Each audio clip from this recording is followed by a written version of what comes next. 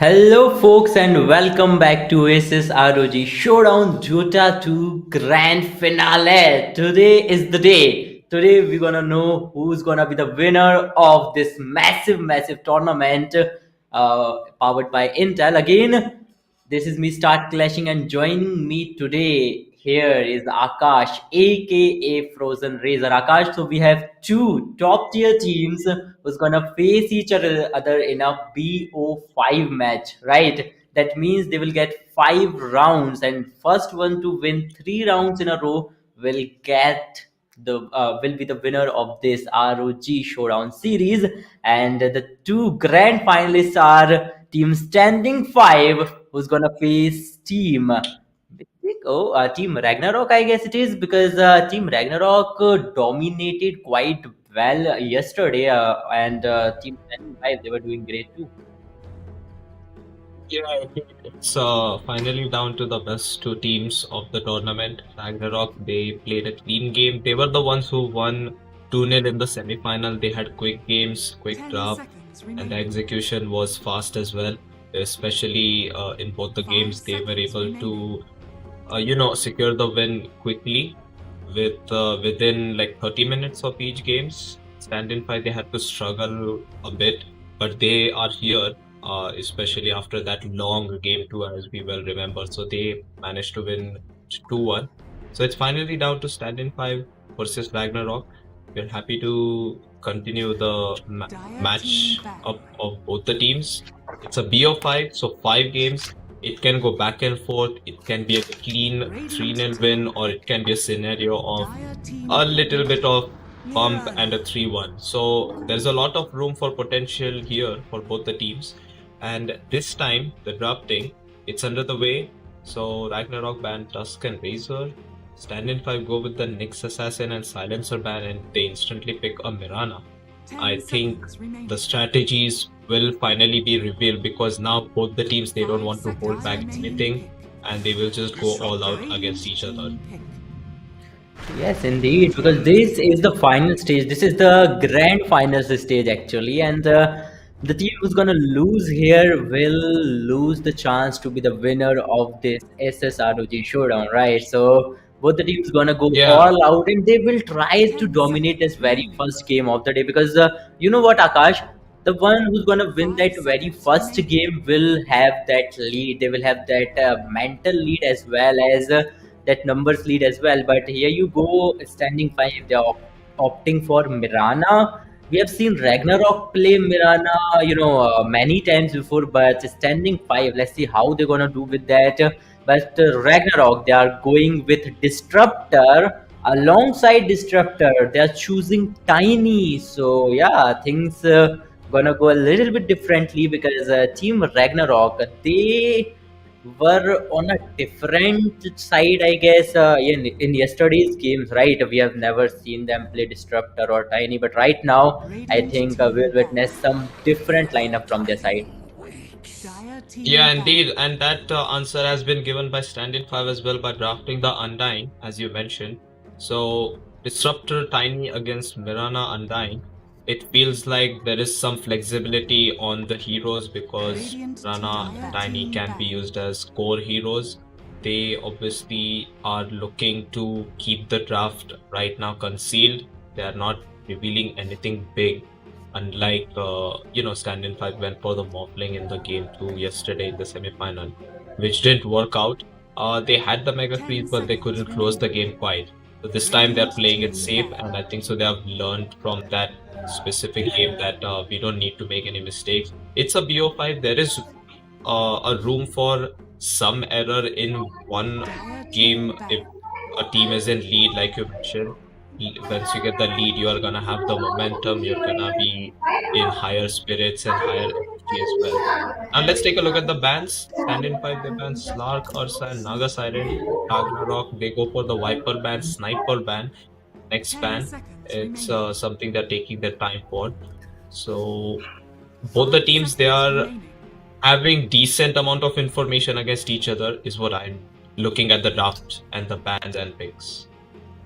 Yes, indeed. Both the teams are having quite some formation, because they already know that, again, as you said, there is a little room for errors, but there is no room for mistakes. You make a mistake, and the other team will instantly drive you crazy. They will instantly dominate over you, because again, we all know that team Standing 5, they are on a certain level. They did made some of the mistakes yesterday, and that's why they were on a score line of 2-1, I guess. On the other hand, team Ragnarok, they did not made any mistakes, and they won the semi-finale with a 2-0 score line. So clearly, if you go with this stats, team Ragnarok, they are looking pretty powerful. But again, Akash, That's stats right. Yeah. cannot tell you everything, right?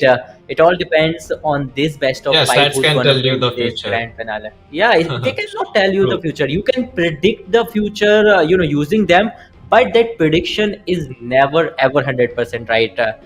Even any no prediction ever is 100% right. But let's see, Disruptor, Tiny, then we have Mirana and Undying. Standing 5, they are, I guess, looking cool with those two heroes, but who's gonna join them? The other three heroes will play a very very important role in the rounds we are about to witness. As for the bans, teams are going for some amazing bans. Viper is banned already. Silencer is already been banned. Then we have Tusk. Tusk was doing great. If you talk about yesterday's games, we have seen Tusk in almost every other game, right? And Tusk was influencing all over the Yeah, game. Tusk was contested quite a lot, and Yeah, it's Sniper okay, you're talking Morphling. about, I think. So they get the Morphling now, Ragnarok. You were speaking about their bans.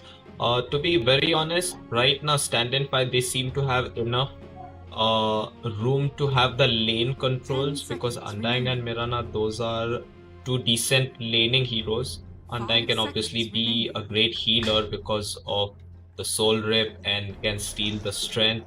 But now the Morphling pick from Ragnarok, it's looking like they're trying to dictate the pace of the game and make things uneasy for Stand-in 5, because Morphling can morph into the Undying and have all the Tombstone, Soul Rip, as well as the first spell of Undying, Decay. So they would be able to use his own spells against the opponents in their own favor. Whereas Dawnbreaker has been picked up, I see Stand-in 5 is going for the safe, strong, tanky hero. Dawnbreaker might be a core, and Disruptor Tiny. Those are really good heroes to catch an evasive Mirana, as well as Tiny can reposition opponents by the toss back, as well as the Avalanche is a great spell. We saw that in the game 3, right? How Tiny was very well used by Stand-in 5. They had a clean game because Tiny was on point alongside Winter Wyvern yesterday. So I Yes, don't know how it indeed. will play out, but let's see how they use the Tiny. That's something I'm looking forward to. Yeah, And the dub continues. Tiny's gonna, play a lot. Tiny's gonna play a very crucial role, I'd Big role? say. In Yes. Yeah, a very crucial role. His name is Tiny, but he's big when it comes to role Yeah, playing. very big. But again, Right. when you look at Standing Five's lineup, they have Mirana. Mirana can easily attack from a long range, can deal a lot of damage. Then you have Undying, who's gonna be a melee one. Again, Dawnbreaker. Dawnbreaker, I guess, is a prominent hero in this particular tournament, right, Akash? We have seen Yes, it is Dawnbreaker a in it is a yesterday's games as prominent well. hero in this match, and Okay, it's one of anti-mage. those heroes that usually always gets picked. Doesn't get banned that often. A few Mm-hmm. patches earlier, Dawnbreaker was quite strong, but now it's been balanced a bit that you can not that you can pick it. Like the same nerf that Marcy was given, kind of. But Marcy can still be played as a core, so that type of thing. But Stand-in 5, they go for an anti-mage. We know how powerful anti-mage is in the hands of Abyss by the game 1 from yesterday's semi-final. An anti-mage can just burn the mana, jump on the disruptor, jump on the Morphling. Morphling needs some mana to attribute shift or run away with waveform, or you try to be useful. So that's something I can already see that Stand-in 5 have a protection plan for anti-mage, and anti-mage with items would be able to carry the team forward. How do Ragnarok react? they get a Monkey King. All right, interesting. Again, I still am searching for that big hero. Again, you talk about Mhm. Team Ragnarok. They 10 are going with seconds remaining. Disruptor, Tiny. Yeah, Tiny is gonna play a big role, 5 right? We have seconds remaining. Morphling. A lot of things depends on Morphling. If it's his day, then things are gonna Dire be in the team favor of back. Ragnarok for sure. Then we have Monkey King. A little of choice, but it's Team Ragnarok, right? You can never predict their next move. When it comes to standing five, Radiant they're again team back. going with anti-mage, and anti-mage was proven to be very, very important when it comes to yesterday's games, right? Anti-mage was literally holding the team together. He was carrying the team on his very own soldier, on his very own shoulders, and let's 10 see if seconds things remaining. gonna work out same for standing five, or 5 is it seconds gonna remaining. be a little different? Again, they are going with three melees already, and the fifth choice will decide if they're gonna go with a well balanced team, or are they going for a proper Dire team aggressive back. team. Yeah, Standin 5 ban out the Doom and Lina, which could be problematic for Anti-Mage even with the jumping factor and of course Monkey King Ring. The Wukong's command is something that Standin 5 will have to deal with. Three melee heroes like you mentioned is something 10 that allows seconds remaining. Ragnarok to have Radiant this team Monkey back. King some ease to hit the opponents, and the bans coming from Ragnarok are Batrider, Outworld Devourer. Looking at the team fight composition, I would say Stand-in 5 does lack some tempo control and the ability to have that mid-game space. 10 We were seconds discussing remaining. that Anti-Mage needs some farm and he's not really able to, 5 fight people seconds without the remaining. items. Whereas Ragnarok, they seem to have Dire team back. heroes which can fight without much items and are Okay, still let's strong enough once they get the items. Leshrac gets picked off by Standard 5. That's the fighter I feel like for Standard 5. How do Ragnarok Now react? They selecting go for a heroes. Kunkka. We haven't seen this hero in this tournament much, but the draft is complete. Yes, the draft is complete, and already we can clearly see standing five going on with three melees and two ranged. Now, I think that's a very well balanced team because Mirana and Lashrak, they can fight from behind, they can easily escape from enemy territories as well. On the other hand, you have Undying, whose strength is enough to cover you up. You have Anti Mage, you have Dawnbreaker, especially Dawnbreaker can help his teammates. Help his teammates to get away from a very brutal situation. On the other hand, we have Yeah, Disruptor. We global have hero. yeah, Disruptor is like one that every team needs, but only one can get their hands on him, right? Undying again is in the hands of Snake King, who's a very very prominent player and a very good player indeed. Then we have Tiny, who's in the hands of Pinkman. Now Pinkman is someone who prove himself to be useful in every other game, right? Like all the games I witnessed from the side of Team Ragnarok, Pinkman is Yeah, someone Pinkman was who the is guy who was irreplaceable. roaming a lot. He used to Yes, be the one indeed. to, step out of lanes, help the other lane. You remember the previous game of, the semi-final of Ragnarok, in which I think it was Pinkman who roamed a lot and got those skills secured. And then MNZ just started farming jungle, and these people would continue to fight in all the other lanes. That's how Ragnarok likes to play. But I want to see how they equip the mob lane. And we were talking a bit about the Leshrac. Leshrac has some semi-global presence because of the Boots of Travel build, and will definitely love to run in front of towers.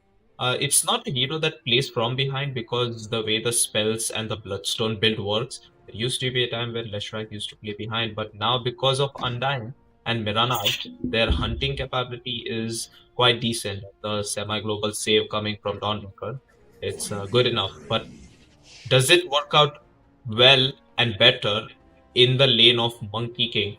Because yeah, I don't see the Monkey King to be a mid laner or a carry, but it's still a core in the hands of HBK.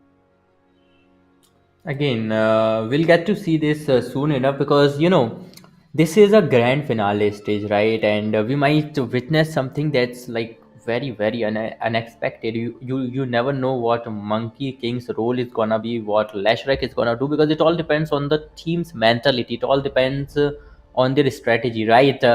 They will use their Right, heroes right. according to their mindset, according to their strategies, and that's what we need. We want some dynamic strategies that all the global teams have, they even they all the global teams has to look up to, right? So let's see if something amazing gonna get out of this particular grand finale. This BO5 can Ragnarok clutch something out that can surprise everybody, including us, including Team Standing 5, or is it gonna be Team Standing 5? Because their records, if you talk about some recent tourneys, some recent games, Standing 5 is dominating pretty good, especially when you talk about this ASUS ROG Oh, you Showdown. mean Ragnarok, right? I mean, Nah, about the recent tournaments both part. both Ragnarok and Standing Five, right? Because when it comes to this Uh-huh. SSROG showdown again, these teams have already played, I guess, 5 games each, including the semi-finale. And in all the games, Team Standing Five was dominating with almost 40-50 kills, right, in their favor, which is again good. And when it comes to Team Ragnarok, they are like the prominent part of Dota 2 right now, because in every other tournament they are the ones they are ones finishing at least in top 3, which is a Yeah, and very the good game is thing. And finally underway. I mean, it was on pause. I think Antimage was okay. They had some fun chat about it. But yeah, Dawnbreaker has reconnected and is asking for a gift for Dota Plus. He'll be able to do that once he is able to get it done. And yeah, both the teams, they're onto the map. They're making the movements. Will love to drop the observer wards. Both the teams are under a smoke of deceit, and Tiny in this part of the jungle is gonna plant an observer ward. Abyss and Pinkman, they'll see each other in the eyes, but Pinkman will choose to just run away. He sees the fact that there is no ally nearby. He just wanted to get the vision, and it's instantly dewarded, it seems. Yeah, observer ward has been dewarded by anti-mage. You know that ward that Pinkman planted. yes, indeed, Pinkman, he knows when to strike, right? And when he saw Abyss, he just agreed to move back, agreed to stay back, because he's already going on with that Tiny, if I'm not wrong. This is just the beginning of the game, and there you go. They have already settled everything they need. Bounty ruins are Yeah, bounty here rune. as well, and we all know it's gonna be a slow start, because both these teams, one crucial mistakes, one silly mistake, and you might see yourself cornered, because the other team will strike at the right time and will capitalize instantly. That is true. And we were specifically talking about Abyss. His hero pool is quite the farming one. You remember the last hits from yesterday's semi-final. He was able to get a lot of last hits on Morphling, Terrorblade, and Anti-Mage. So this time he has gotten the hands on the Anti-Mage, the big bent farmer with the Battle Fury build.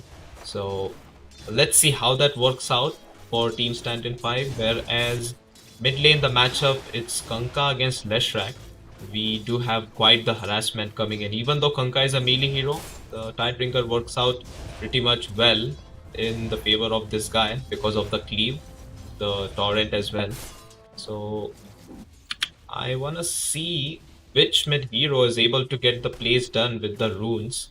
But at the same time, bottom lane, Tiny is gonna cut a wave and just TP out to safety. And top lane, HPK, Morphling.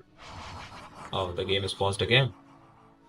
Okay, I think one of the player is he might be feeling some problems. But again, we were talking about the draft earlier. Nakash, Team Ragnarok is going with Kunka. They are having Monkey King already in the side, and now they're going with Kunka. So let's see what's gonna be Kunka's role in this matchup. Yeah, he'll try to gank mostly heroes with the X-Mark combo. Kanka likes to get that done. Kanka likes to get the damage items, then roam around with the X marks the spot, then he tries to catch a hero, the follow-up stun coming from his team. That's how they can play it out. So that's what Teach Me Dota's role will be on this Kanka. First blood gets drawn already at top lane. Avalon, he stepped his line and he's gonna take a fall, but the trade kill is HBK's life instead. So Dawnbreaker and Mopling, they're off to a start with extra kills. That's the first blood down, and good play against Teach Me Dota. He's at half HP, but he has his bottle delivered, so that's looking good.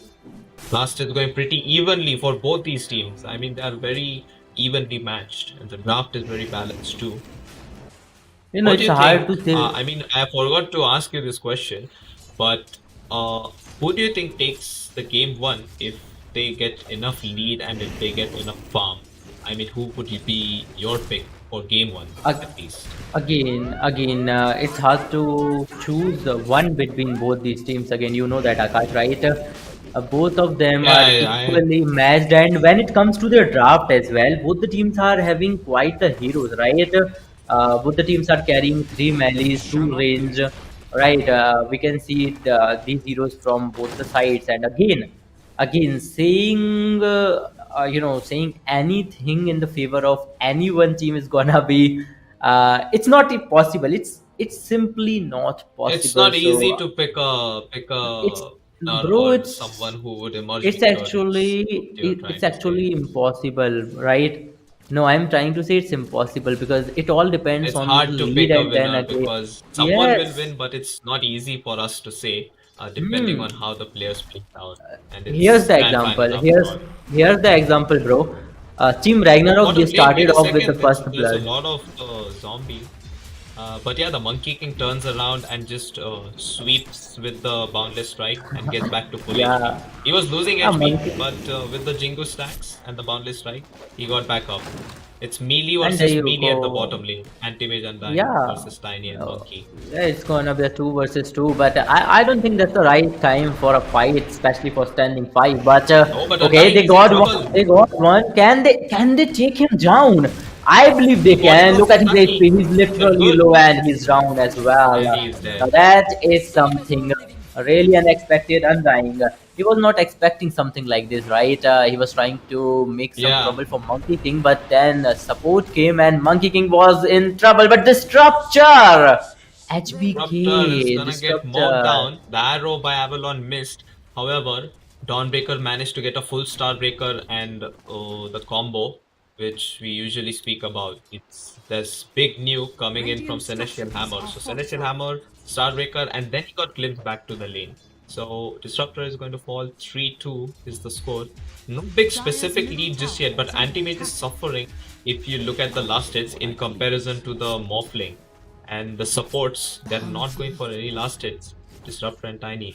And zero last hits. They just want to be efficient with the EXP that they gain. So it's looking fairly even so far. So far, so good. Yes, it's looking fairly even, and again, that's what we are talking about again and again and Oh, again. top That lane, both the teams Morphling. are The jump has equally been made. matched. He's gonna wave out to Oh, safety.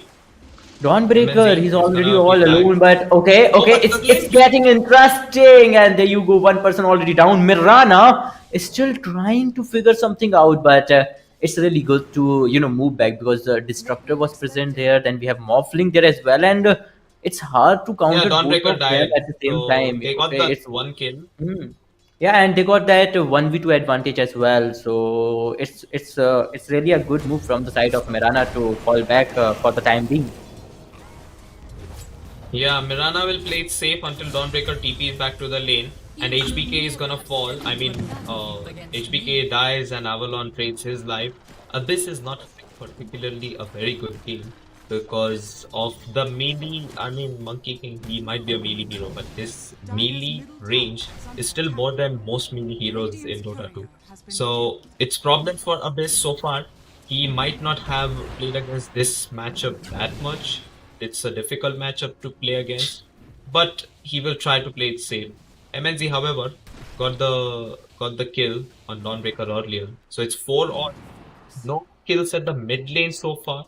farms going pretty evenly for both the teams. Leshrak has an arcade rune bottled, so he might look to make a rotation. He's level 6 and so is Kanka. Oh, bottom lane, the Boundless Strike misses. But Pinkman, he's in trouble. The zombies, they are slowing him down. The Tombstone, it's gonna cause a lot of problems. And now the jump has been made on Rings of Customer. HBK, he is gonna try to stay alive. And with the Jingo, it's very possible. Oh, sorry, HBK is playing the Disruptor. I completely forgot that HBK is not playing offlane for this tournament. But yeah, that will be the Undying falling. And it seems that top lane Disruptor is gonna be taking a fall as well. Mirana, she's in trouble because Pinkman rotated with the TP and with the Avalanche, he found the stun. Yeah, indeed. Mirana, again, you know what? That's what Leaps we were again. talking about at the beginning of the draft, right, Akash?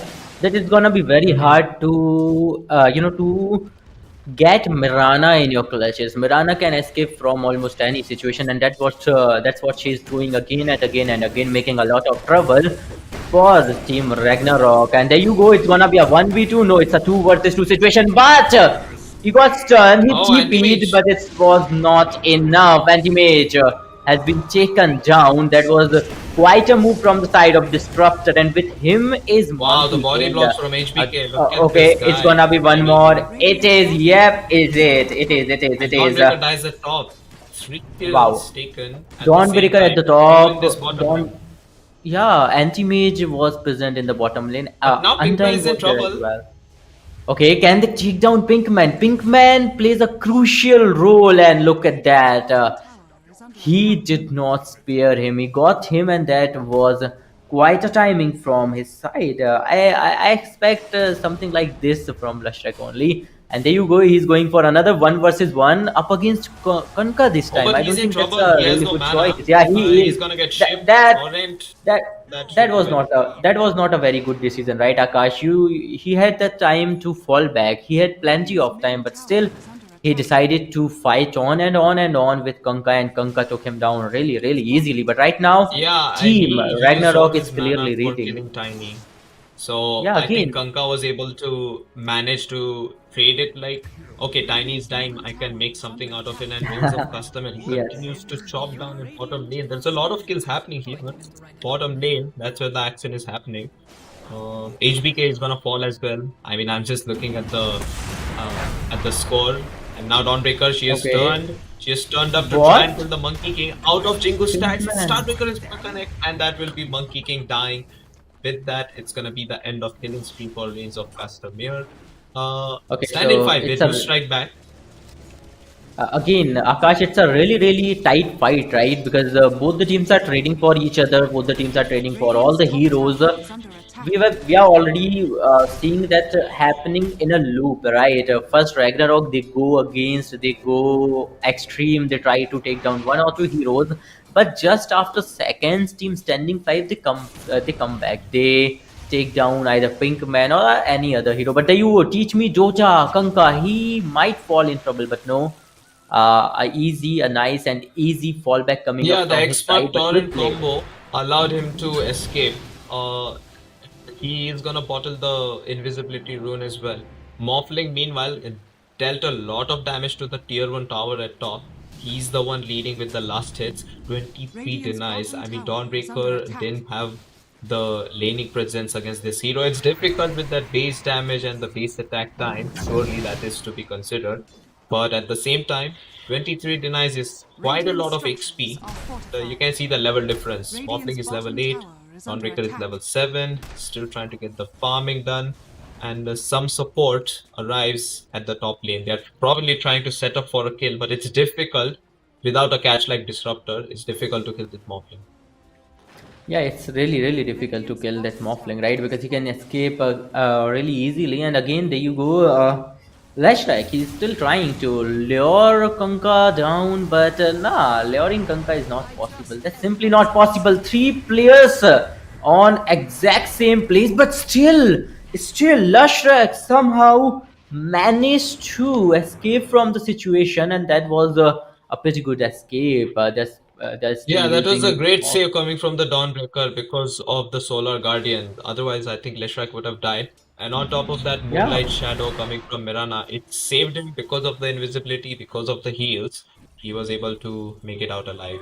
But the glimpse from the Undying, I mean the glimpse on the Undying by HPK is gonna allow Undying to be back up in the top lane. So things are getting a bit difficult for Stand-in 5. However, the good thing for them is if they continue to create this space, Anti-Mage will continue to farm. And guess what? Right now, MNZ, he's the one to head into the jungle, and rest of his teammates are trying to go for that anti-mage kill at bottom lane. So that might be something that happening. Anti-mage, he's been caught. The glimpse, it was there, but he blinks out after the glimpse is used. And HBK didn't have the ult, of course, so they couldn't finish him off. Looks like some XP was lacking. And meanwhile, top tower is something that Swiftblade will help secure for his team. Stand-in 5, they're trying to get this tower down. yes, again, team Ragnarok, they are trying to get the cool game. They're trying to, win the killing game. But again, when it comes to tower game, team Standing 5, they've just destroyed the very first tower of the top lane. HPK again coming back in the game in the mid river. He is already trying to farm as much as he can. Using the disruptor is not easy. He comes handy time to time, but it's not easy to control him. Again, Muffling is already leading the last hits chart with a total of 94 last hits. Then we have Kanka, and then somewhere Leshrac is trying to show his presence. Abyss, we have seen this Oh yeah, here particular Undying, player he's gonna get dominating caught. completely. Kinetic field, they throw the X mark. They even get the kill secured on in the hands of Teach Me Dota. So Kanka is gonna get that kill. They will control some part of the map, but Abyss is gonna continue to push that lane. He's under that observer tower. Observer what I mean. And the Monkey King's ult is gonna completely miss. No hero squad. Mirana's ult is gonna allow Team Stand-in 5 to make the great escape. Will be safe. But it's difficult to save this tower. Monkey King, he's been made the jump, but that kinetic field is huge. It's not gonna stop the Monkey King from falling, but at the same time, the turnaround comes in. Here comes the tombstone. The Morphling is gonna convert himself into a knight and is gonna try to take some advantage of that situation, but he sees that Anti-Mage is farming bottom, pushing bottom, so he's just gonna TP down and they will settle for that kill. Tombstone, its goal has been claimed by the Dawnbreaker. Fight, it's gonna result in only Monkey King dying. 10-11, 2k net worth lead, however, for the Morphling, who has touched 108 last hit. And Anti-Mage is Again, catching up slowly. this game seems to going nowhere, right? Till now, both the teams are on the equal pedestals. We Oh, can mid lane, clearly see wait. both the teams are X-Mark training is each gonna other. be A fight pushed. coming up, Kanka, a Damn. timing and a perfect one. They can easily take down Undying, and they will do so again. Undying. Another fight going on the top lane as well. But Tiny got. Okay, Tiny got captured, and already Abyss alongside Dawnbreaker was present there, and they took him down quite easily. But both the players are on a different level. Both the players are having quite the Oh, the Boundless heroes, Strike. Dawnbreaker Monkey and King missed it teammate, at the and mid lane. I think they were trying to okay, set up a kill. Yeah, you mentioned that there was some action going on. So mid lane, Undying died, and top lane, Tiny died. Observer Ward has been dewarded here, thanks to the help of HPK's Sentry. They will try to deward another spot, but it's gonna be unlucky for HPK. So both the teams, they're just trying to split apart from each other. I mean, in terms of the carries, Morphling and Anti-Mage playing a different game of farming, and the rest of them, they're trying to fight against each other. A pause comes out, I think so, some internet problem, some lag. So yeah, we have some time to discuss about what will be the next objective or what will be the next move for either of the teams. If you'd like to add upon that. again, the best and the cleanest move can be, they need to try, especially when it comes to Team Ragnarok, right? They are used to get, they are used to dominating the other team. They are trying in this one as well. They're trying again and again. They're trying to kill as many of Standing Five's heroes as they can. But the best part is that Standing Five, they're not shivering. Instead, they're going for the trades. If you like, let me put it this way: if Ragnarok kills one of the Standing Five's hero on the bottom lane, Standing Five will trade that hero for someone on the top lane. They will kill Tiny or they will kill Kanka. All they want is that trade because if as long as they can manage to get those trades, they won't lose the gold game, they won't lose the kill game, and they can Right, easily win that tower game because they have already got one tower on the top lane, right? This right, game correct. seems to Both be the going teams have nowhere, gotten right? one tower each from Yes, the again, top and bottom lane. it's like both the teams are on the equal pedestal. I don't see much of the difference here. 2000 gold, we all know that's not much of a difference. It's like nothing. Correct. And just to add up to the things, I would say, yeah, you're right. Anti-Mage needs to catch up on the farm, right? He didn't have the best lane against Monkey King and Tiny. So overall, his job right now is to farm that battle fury and start split pushing. Very soon, he will be the person to try and get the split pushing done. And the killing on the other lane is something that his team can do. And at the same time, for Ragnarok, they would try to prevent it. Oh, but they catch the Undying here. Kinetic Field and Glimpse, it's gonna get thrown off. The X marks the spot. It's there. Torrent connects. Two more hits should do it. Teach Me Dota is gonna be on killing spree. Monkey King couldn't get the Jingu stacks to a 4 counter. So they will try to take out the Undying as many times they can. Of course, the lack of stuns is a bit of problem for Standin 5. It's visible. But at the same time, they will probably just give up this mid tower. That seems to be the next tower taken by Ragnarok finally. But here comes Mirana ult. Might try to fight it after the arrow. It's been caught by Kanka. The follow-up split or stun is gonna be there. BKB is gonna be activated. Oh, let's try all kinds of trouble. The detection is there. Kinetic field, ghost shift. 3 ultimate spells to use simply to kill the enemy mid laner. Swift Blade is gonna take the fall. He was slightly out of position, but it was difficult to dodge that. It's a lot of catching ability that Team Ragnarok has. Yes, indeed. That's a great catching ability. And Team Ragnarok, after that little break, after that little pause, they are coming back and they are doing what must be done. Another kill coming up in their favor. Right now, they're sitting on a 3 kill margin, 11-14 kill score is there on the scoreboard. They are leading with 6,000 goals and 6,000 by net worth. But again, if somehow Team Ragnarok can keep up with this pace, then they can easily dominate Standing Five from this position onward. But we all know that Standing Five won't allow that. We have seen this happen multiple times, but Standing Five, they somehow manage to take one or two heroes down from the side of Ragnarok, and then they go for that net worth diff, and they easily, not surpass, but easily maintain that equality between both the teams. Yeah, and they catch Abyss over there. So Anti-Mage, the Okay, yeah, farming killing game has spree. been put to a stop. And killing spree Another comes in kill. for Monkey King. He Okay, had one killing look, spree ended, so he's gonna have another one beginning. again, Akash, sorry to cut you off, but again, they are like nullifying anti-mage. Anti-mage is down once Yeah, again, and nullifying the anti-mage is anti-mage. a crucial hero, especially for teams. Okay, standing five, they are like breaking apart. Three of their heroes are down now. Oh, development Dawnbreaker Swiftblade is with already Avalanche down, Burst. but what the hell is going on here? Okay, Swift Blade, not in the perfect situation. Teach me Dota, he got his hands on Swift Blade, and Swift Blade has been taken down. Undying is the only one who is still standing, and I think he is far away from this situation, from this position specifically.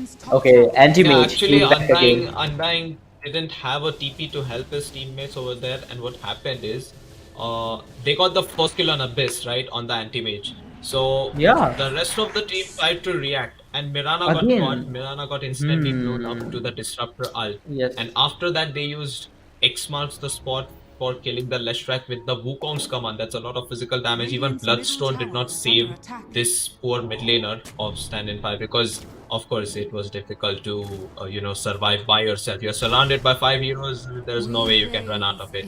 Definitely not Again, when the catching ability on yeah, Ragnarok is so good. And yeah, we haven't yes, talked much about items. Blink Dagger gets picked up by Dawnbreaker, and at the same time, if we can just take a look at the other items and the net worth, I will mention the fact that Abyss is done with his Battle Fury, Echo Saber done on the Monkey King, BKB done on the Kanka, which is paying off really well. Manta style done by MNZ if he wants to try and dodge and be in a tight spot. So items are coming in slowly and steadily, and now the net worth lead. It's in the favor of Ragnarok. Finally, the deadlock has been broken. yes, finally the deadlock has been broken, and finally Team Ragnarok, they are dominating for the first time in this particular round, right? And about that fight on the top lane, Team Ragnarok, they played as a unit. All the 5 heroes were playing as a unit, were using their individual abilities in a sync. First, they took care of Anti-Mage, then Mirana, then Dawnbreaker afterwards, and after that, there was no way Leshrac could hold it off all by himself in a 1v4, 1v5 situation, and they took care of him as well. And look at that, they are leading with almost 10,000 worth of net worth, and there you go, they're going for that Roshan as well. And if they can manage to somehow, get Roshan for themselves, then they can easily get that Aegis of Immortal, which will again give them a upper hand Yeah, some against the lead and team some standing immunity five. to try and Yeah. kill the towers, exactly. I can sense a bit of understanding here from Standin 5 that they realize that this Roshan fight isn't something they can take because of the BKB or Ganka, and because of the next BKB which would be coming in for Reigns of Castamere and probably Morphling as well. But look at this, they catch the anti-mage, he's silenced and he's gonna be silenced with the static field as well. However, the heals from the Okay, Solar Guardian, they're again, not enough, and despite the Solar Guardian lady dying as well, Dawnbreaker takes the fall. Double damage, of course, the resulting factor for more damage. Yeah, they just died very quickly, and it was a great catch. All this time, the rest of the team was getting the Aegis of Immortality in the Roshan. I love how Ragnarok is splitting apart efficiently, but look at this! Oh, MNZ! He did not get the attribute shift off, and his Aegis is simply gonna get wasted.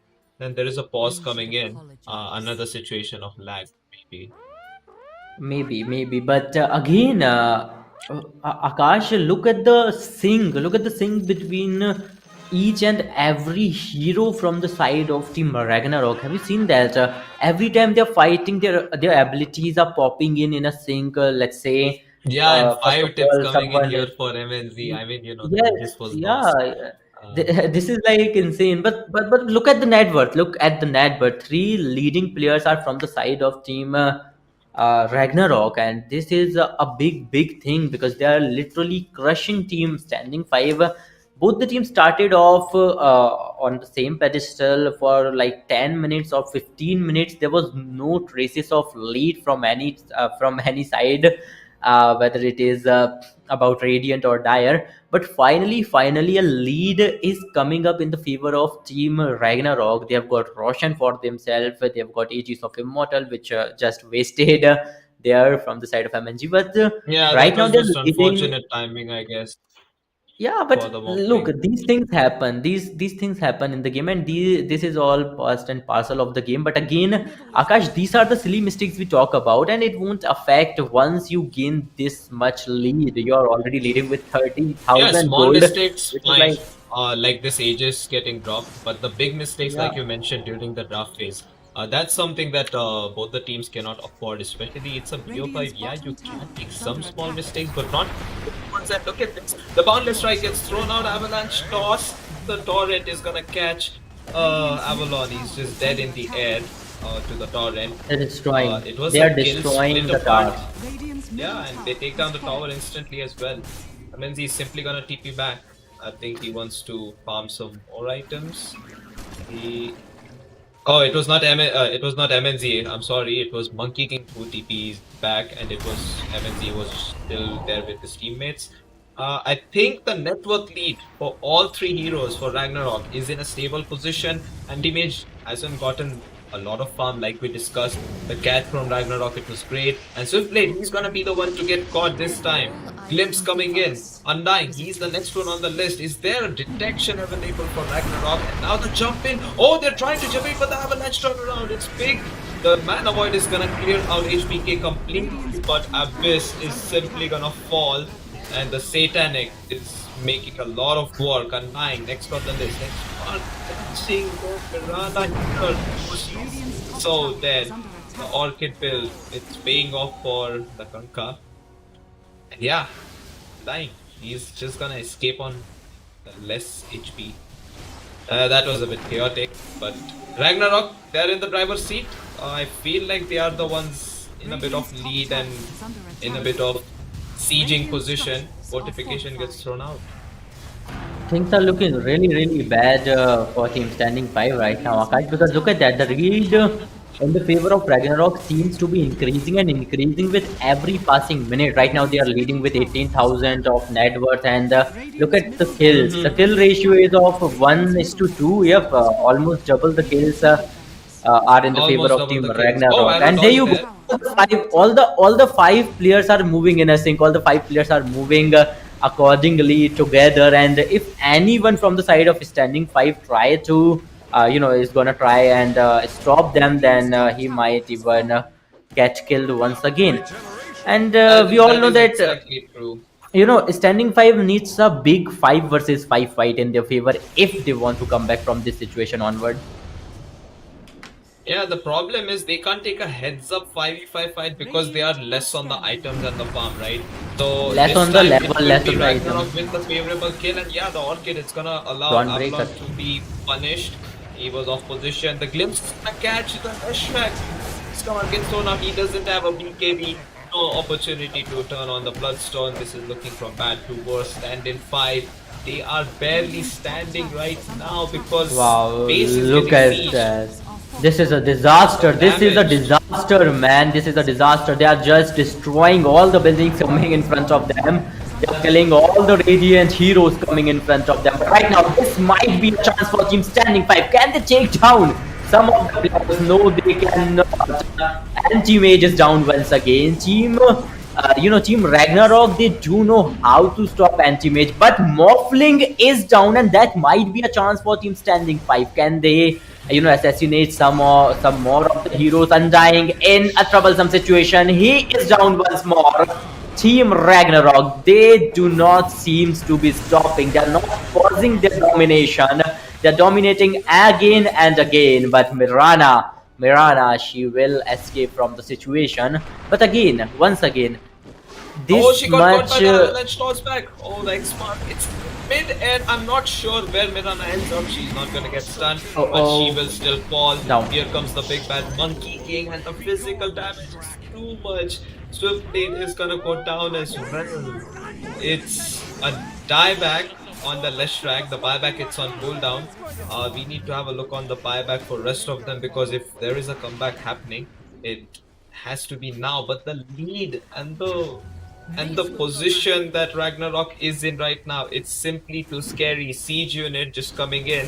Siege unit, it's certainly gonna fall, but the tower goes down anyway, and they're gonna catch the Undying. 2 more hits. 1 more hit should do it. He drops a tombstone, but it's a tombstone that he will have to go back to, because Undying is unfortunately dead, and that's gonna be his tomb that the enemies have found a grave to. It's looking really bad.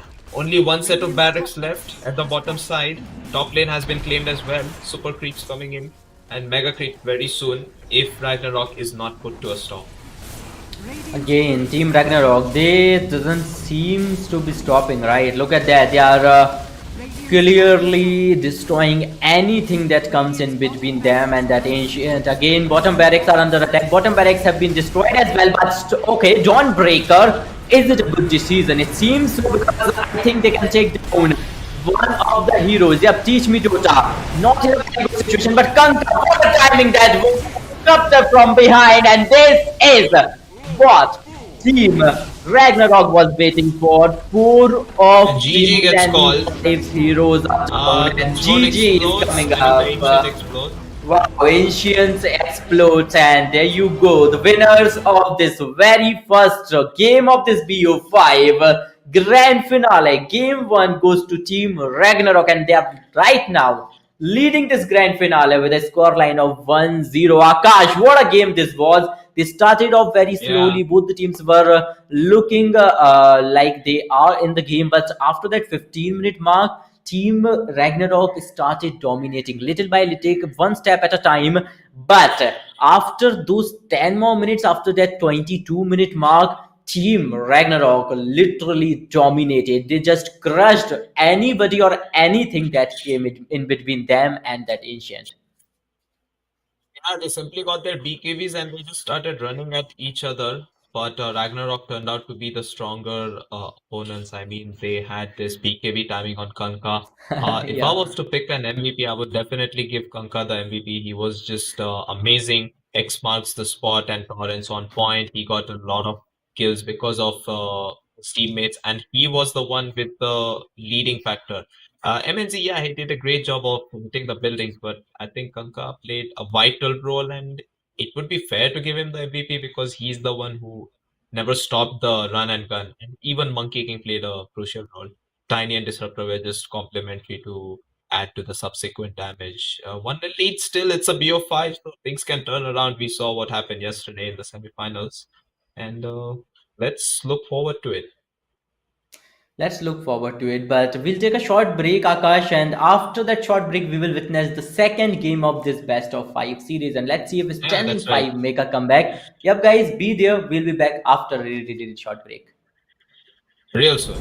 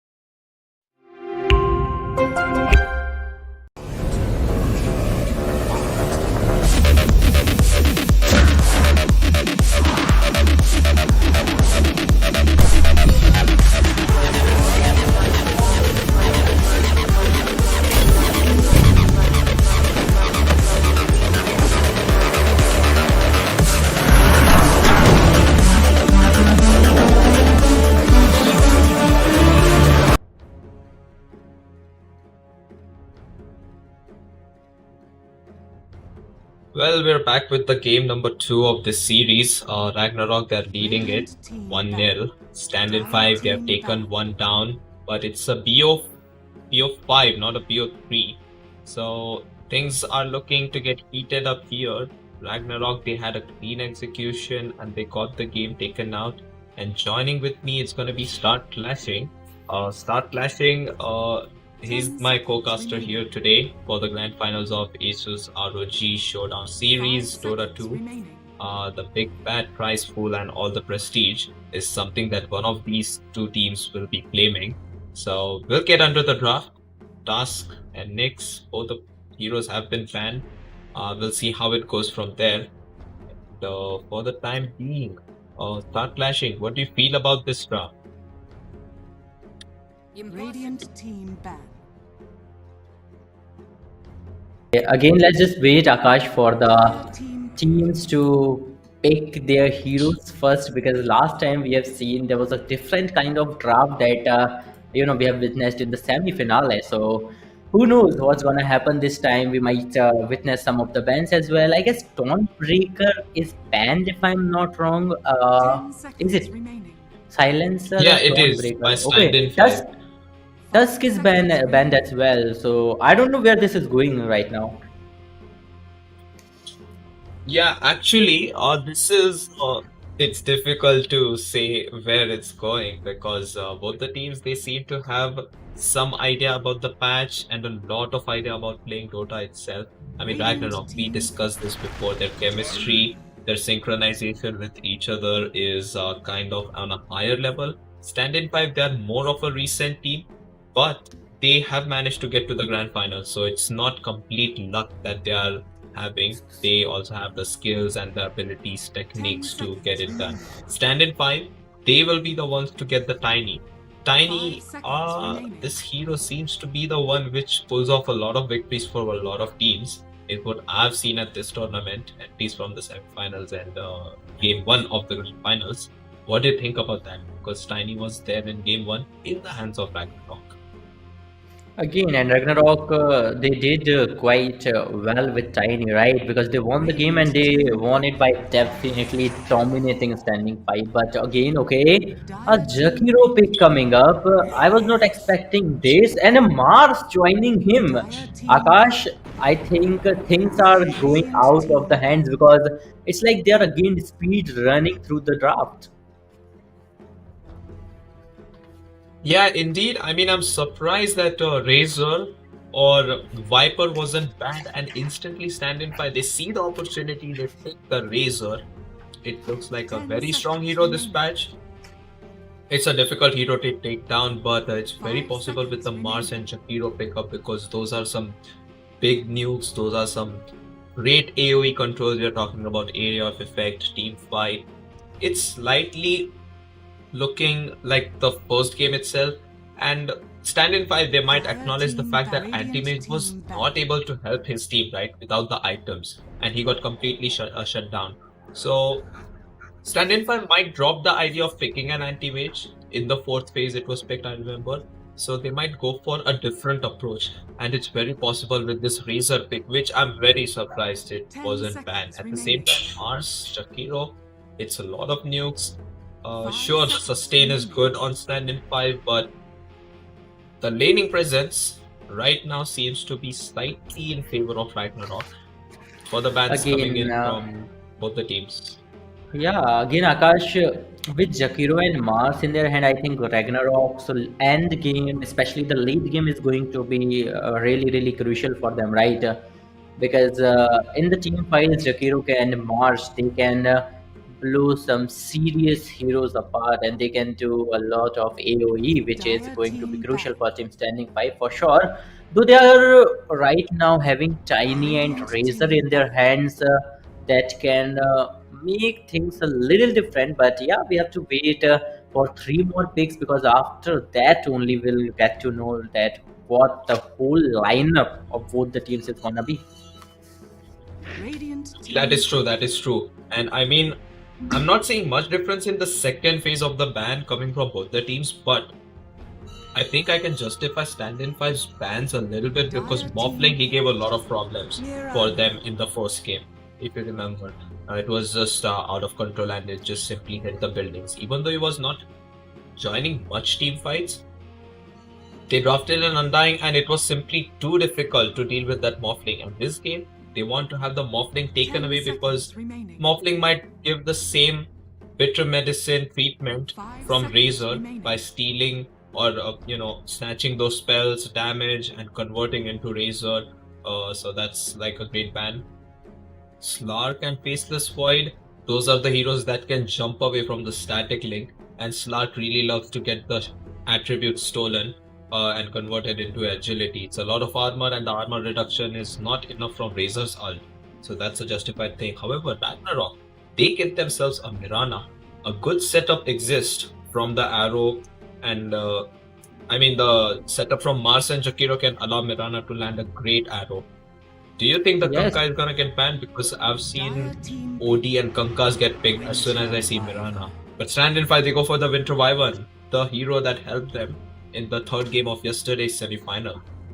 Again, Winter Wyvern, that's a great choice. That's a reliable choice indeed, because it's tried and tested already. They have tried it in the semi-finale match 3, and it worked out pretty good, because they have won the semi-finale, and right now they're competing in the grand finals. As for Team Ragnarok, right, they've got Mirana, they've got Mars. Then Mars can capture heroes quite easily. Then we have Jakiro as well. Zakiro and Mirana, if they play alongside Mars, then they can do some serious damage to Standing 5. That is very true. The good thing is for Standin 5, the Winter Wyvern will be there to heal a hero.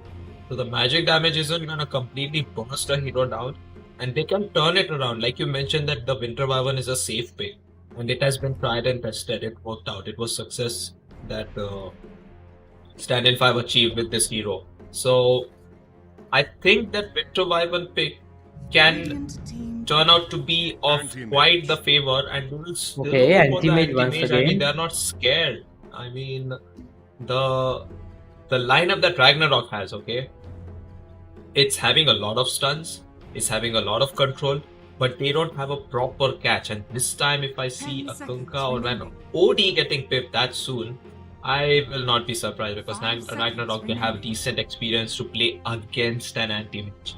What do you think about that? Because Standin 5, I believe it's not a good thing to pick anti-mage, right? But with the current lineup, Standing 5 might pull it off, right? You never know, because Tiny was not there in the last game, Razor was not there, Winter Wyvern was not there as well.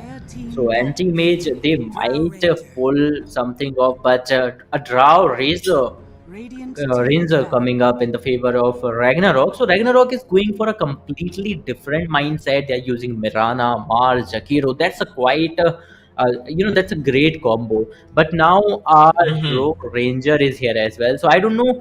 They're going for those range attacks maybe, because Mars is the only melee I can see for now. Yes. As for Team Standing 5, they are having that Winter Wyvern, right? And I think that Winter Wyvern can change a lot of things for Team Standing 5.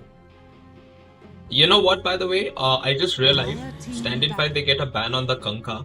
It's a great ban. Yeah. The X-Mark arrow and the X-Mark setup for a spear, even a Drow Ranger Silence, Jakiro Ice Path, it's been taken off. I am going to anticipate this ban, and Standin 5 is probably going to ban the next hero, which is going to be Outworld Devourer, because I'll tell you why, okay? By my Dota knowledge, I feel like the Winter Wyvern curse is something that can be saved with the Astral Imprisonment from the Outworld Devourer. And if you think about it, Outworld Devourer sets up for a Mirana arrow, a Mars spear, and an Ice Path in a similar fashion. Outworld Devourer was banned by Ragnarok, so it can be something that they have already calculated. But I'm kind of surprised it's not Standin 5 banning Outworld Devourer. Instead, it was Ragnarok banning this hero. Ember Spirit gets banned out, last hero, by Standin 5.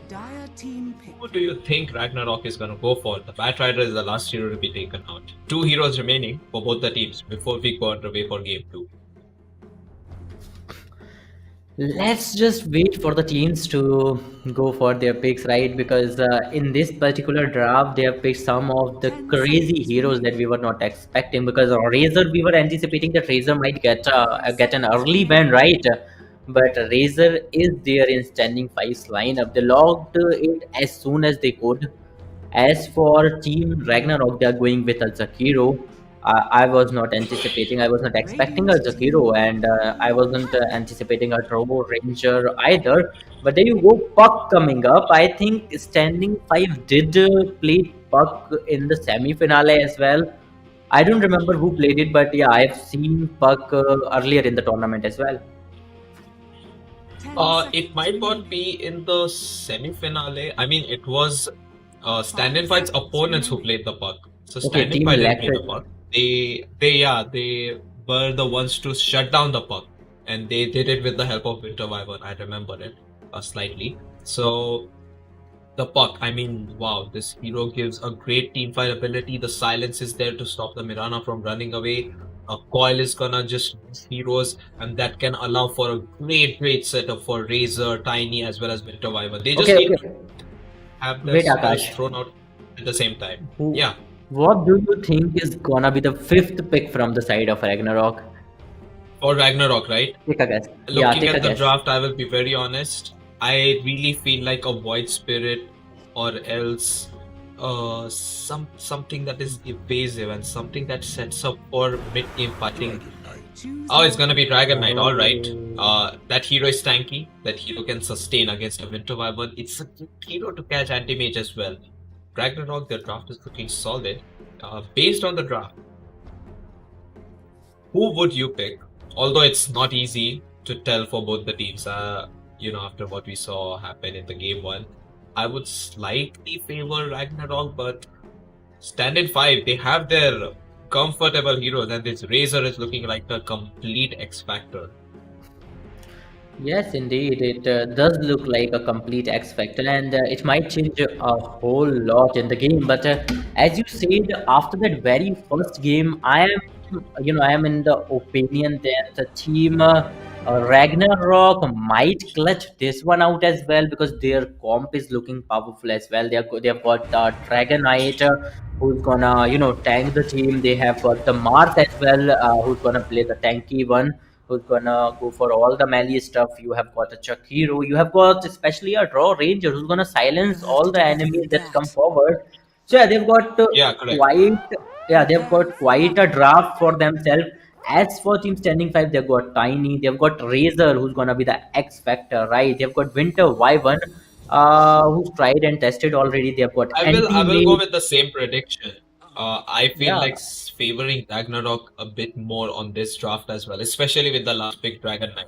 But yeah, if things can get yes. out of control, for Razor, that's the win condition. Oh, the illusionary orb has been thrown away, and mid lane there's a observer ward that was dropped, and it was something that these people did not get an information of. But the Tiny, he gets caught. The arrow is gonna connect, and so will the spear.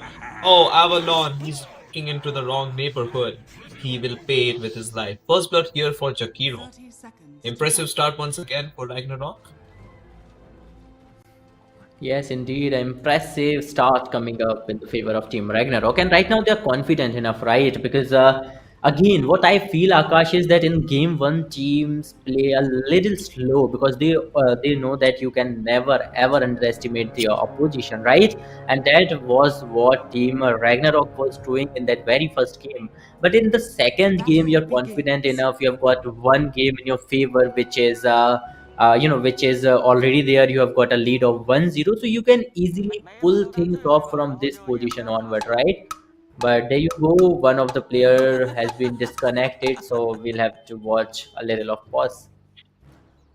Yeah, a bit of pause time is something we'll have to endure. We're sorry to the spectators. I mean, if you're from India, you definitely know the problems that exist, like power cuts, internet lag. There's that here and there, and it's just a bit of the bump. But nonetheless, it's the grand finals. It's the game two here at ASUS ROG Showdown series powered by Intel. will be jumping back into the game real soon as Mars reconnects. And also wanted to mention a fact. Standin 5, they went for the anti-mage again. They could have gone for the Terror Blade, which was the hero which they achieved success with in the semi-final, right? And against the Yeah. draft, it was looking great. But the problem with Terror Blade, come to think of it, is when the Mars Arena, it's get thrown out. Even if you activate your BKB, the Terror Blade is not able to land those hits because the range hits are still blocked by the Mars Arena. So I think that's the reason why Standin 5 had to go for a melee carry, and that is where they finalized for anti-mage. But at the same time, Drow Ranger, it's a game that can end very quickly. Ragnarok. I don't know what they have in their mind, but the game is resuming now. So there we go. Yeah, the game is resuming once again, and there you go, the start of the game. It's looking really good, especially for Team Ragnarok, because they've got that first blood in their favor already. They've got a 1-0 lead, as we can already see on our screens. But again, you literally explained why Terror Blade is not going to work against Team Ragnarok this time. They've got that Mars Arena, and it's a good choice not to opt for that hero, I believe, because you have already got Razor in your favor. You have got quite a lineup right now. From this point onward, Team Standing Five's mindset will have a lot to do with the game. But there you go, a fight is breaking out on the top part where we can already see Mars. Mars is here. Pinkman is already present there. So yeah, they are going for a little bit of fight, a little bit of chumpy dumpy fight from both the sides, and they are also clearing those minions because those last hits are really important, right? Yes, indeed. The courier of HBK gets taken down by the Tiny. So the first courier to go down is gonna be for nobody except Ragnarok. However, this lane dominance from Dow Ranger and Jakiro is visible. Two range heroes work against one range hero, one melee hero. Tiny doesn't have a room to just make a play yet. They need to wait for their level 2, and at the same time, top lane, similar situation. The attack range for snaking, Winter Wyvern, it's less than Pinkman. So Pinkman, he's the one to get a lot of harass out on the Tiny, on the anti-mage and on the Winter Wyvern, both the spear. It's not gonna connect. I think so they'll go back. Abyss, he will be safe. Arrow is gonna miss. Yeah, Pinkman, he's trying really hard, especially in the early game, right? And they are not giving that room that Team Standing Five is looking for. Team Standing Five is seriously looking for a pick, an opening for themselves, because after that they might gain that confidence that is required to pull it off in this particular game. But when Mars is present on the top lane, it's gonna be really hard to take down Pinkman, right? And on the bottom lane, we have Jakiro already, who's giving a hand to Draw Ranger. But let's see where Dragon Knight is. I think Dragon Knight, he's okay. He's focusing on the last hits. He's focusing on getting collecting as much gold as he can, because we all know once he gets Top lane, Mars, he's gonna oh, fall. Mars. Image lives. Wow, but an instant trade coming up from the side of Pinkman, that was good. But Winter Wyvern is there, and it's better to back off, and that's what he's gonna do. Yeah, you don't want to mess with a numbers advantage with two heroes hitting one, even though you're ranged. And I wanted to mention the fact that Tiny, he got another courier kill, and this time it was the Drow Ranger's courier at the bottom lane. So this time also the courier gold has been distributed, and that is the reason why Standin 5 they have the advantage in the bottom lane, because the lead is intact in terms of regeneration, in terms of items, and the boots of speed. Finally, it's gonna get delivered now for Drow Ranger, it seems. But yeah, top lane is where the most action is happening. Abyss, he grabbed a ring of health, I think, from up there. Abyss, it's gonna be a little hard to another courier snipe. Sorry to cut you off there. I mean, HBK, his courier is gonna die again. He's just on a mission. Couriers after courier. He's not after killing heroes. He simply wants the couriers and the team goal. Yes, indeed. But still, right now, Team Ragnarok is the one, who's leading that goal. Okay, I think another kill is coming Yeah, in the yeah, favor Razor of died. Team Ragnarok. Yeah, Razor died right now. Okay, Razor, it's not good for Razor to die in those early stage battles because it's something that needs to clutch. That needs as much gold as possible. He needs to level up as much as he could so that he can participate in those team fights. It's gonna be really really hard for them. But right now, we can already see that Mars is doing great work on the top lane. Same goes for for Dragon Knight as well, right? Dragon Knight is doing some great work for Yeah, his the leader team. on last hits. Correct, Yeah, he's correct. the leader He's of the getting a lot last of hit, farm. and following him is Puck. But I don't know what Puck can do with a lot of farm. I believe anti mage needs as much farm as much farm as he can. But again, Team Ragnarok is nullifying the anti mage. Yeah, just not yet. I mean, because Abyss is still being aggressive alongside Winter Wyvern, right? So they're managing to pull it off. And MNZ, he's popped a salve. He has the boots of speed. See, it's difficult to lane against Razor, but at the same time, Ragnarok managed to pick the best hero to lane against Standin 5's Razor, and it is gonna be the Dow Ranger. So I think it's still not a problem with the slows and stuff. Even if it was Sniper, it would still be problematic. But Sniper, you need to get those levels. And Abyss, he's in some trouble, but Prince of Customer, he's gonna continue to fight. And now the mana Mars. pool of Prince of Customer's Mars is depleted. Is he gonna take a Yeah, fall? Mars. He might Mars die in top might, lane. yeah, he might die. Yep, he's dead. He's dead right now. Two kills coming up in the favor of Team Standing 5, and a good flow is coming in their favor as well. They can Yeah, get even that Jakiro died gold bottom. lead. Yeah, So and that's what it's I was talking about. They've got two kills in a row, and that's what they were in search of, right? They've got that mental correct, correct. boost. Look at that. Look at the Razor. He's just backing off from the situation for now, trying to farm as much as he can. That's what I was talking about, right? They're leading the kill chart with a 2-3 score line, and I guess if they can just manage something out of this situation, if they can just keep up with it, they Oh, Dow can Ranger, she's easily in get trouble. that Tiny, he's goal closing down lead. on her. Yeah. Silence is gonna connect, but the link is intact. He might get tossed by the ice path. It might not be enough. Dow Ranger falling down low. She's down to a quarter HP and she's dead. Dow Ranger will take a fall. MNZ not having the escape maneuverability of the previous game on the Morph link because it's Dow Ranger he's playing. He will have to farm the items to get that escape on this hero. Yeah, you have to do a lot of crazy stuff, right? But as you can clearly see, it's Jakiro is roaming around in the opposition's area, the opposition's jungle, you can say. There you go Right. again.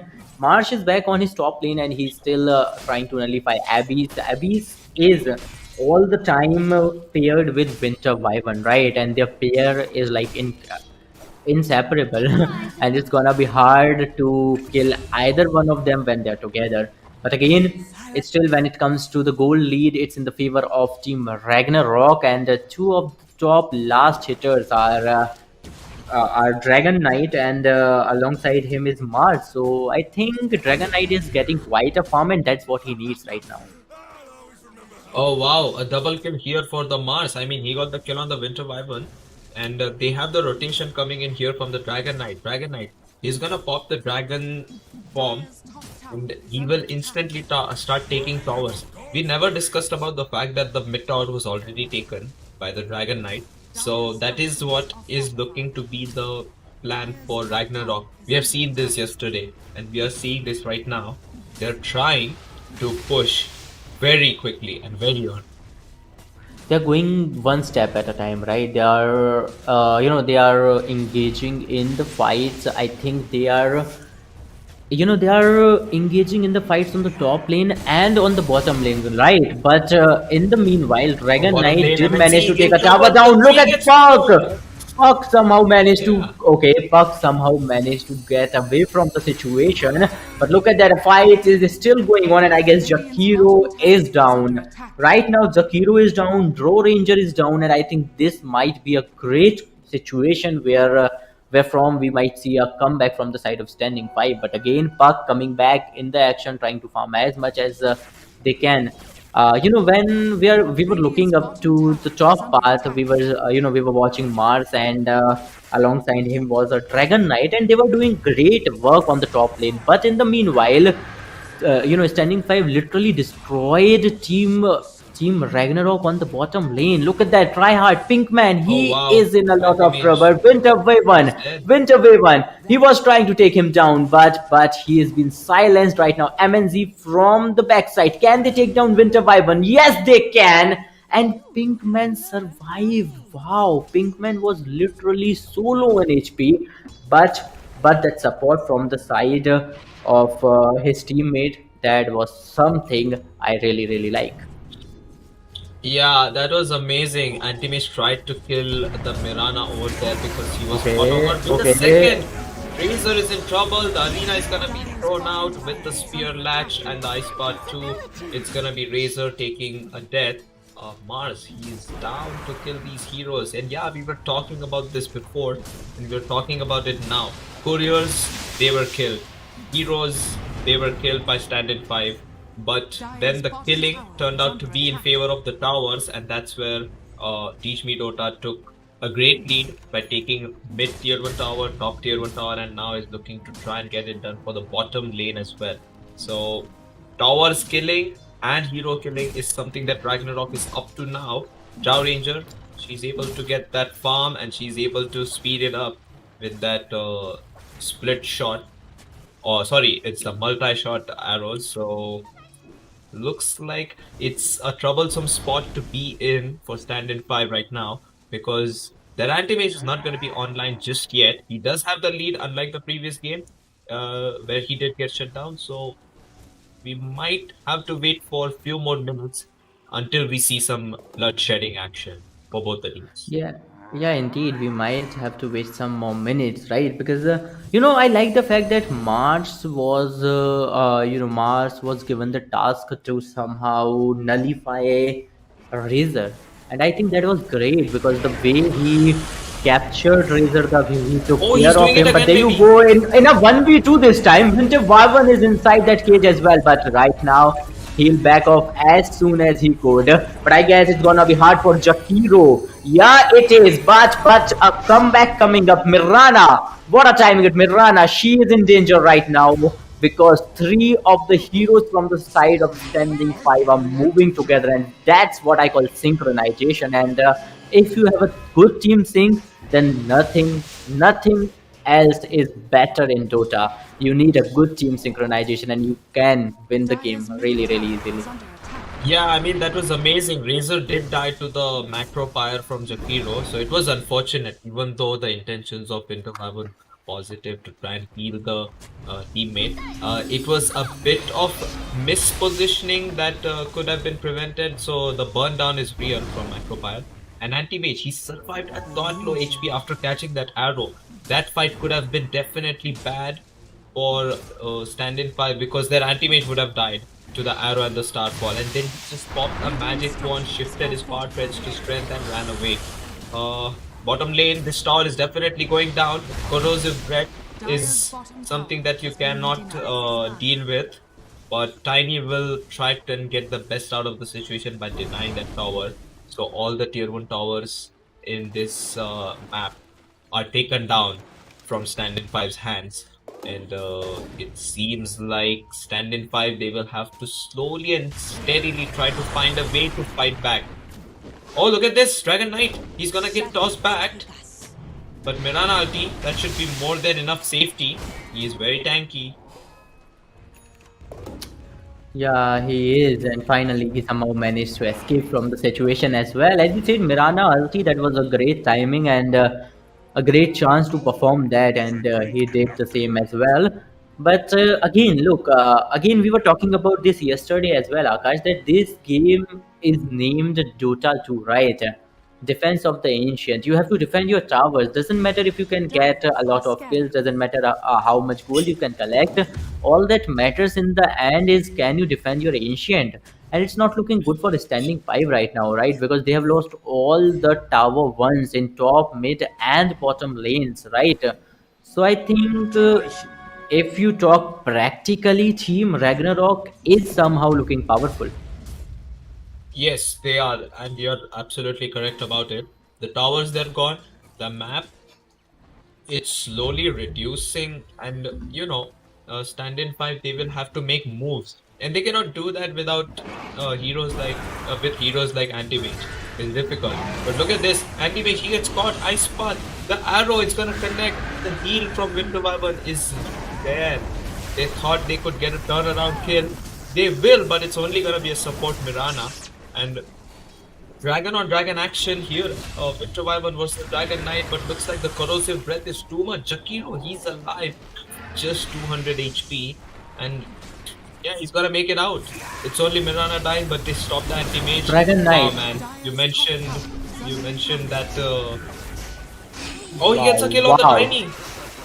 Wow, wow, wow. I was not expecting this. He got a kill on Tiny as well, and he was trying to, somehow escape from the situation as well. But if he could get support from any of the teammates, then Dragon Knight might be able to survive from the situation. But again, tables are turning once again, and once more. Okay, okay, he caged down Razor, and right now Mars can easily take down Razor once again. Can he? No, he cannot. He will just try to escape the situation. That he cannot escape.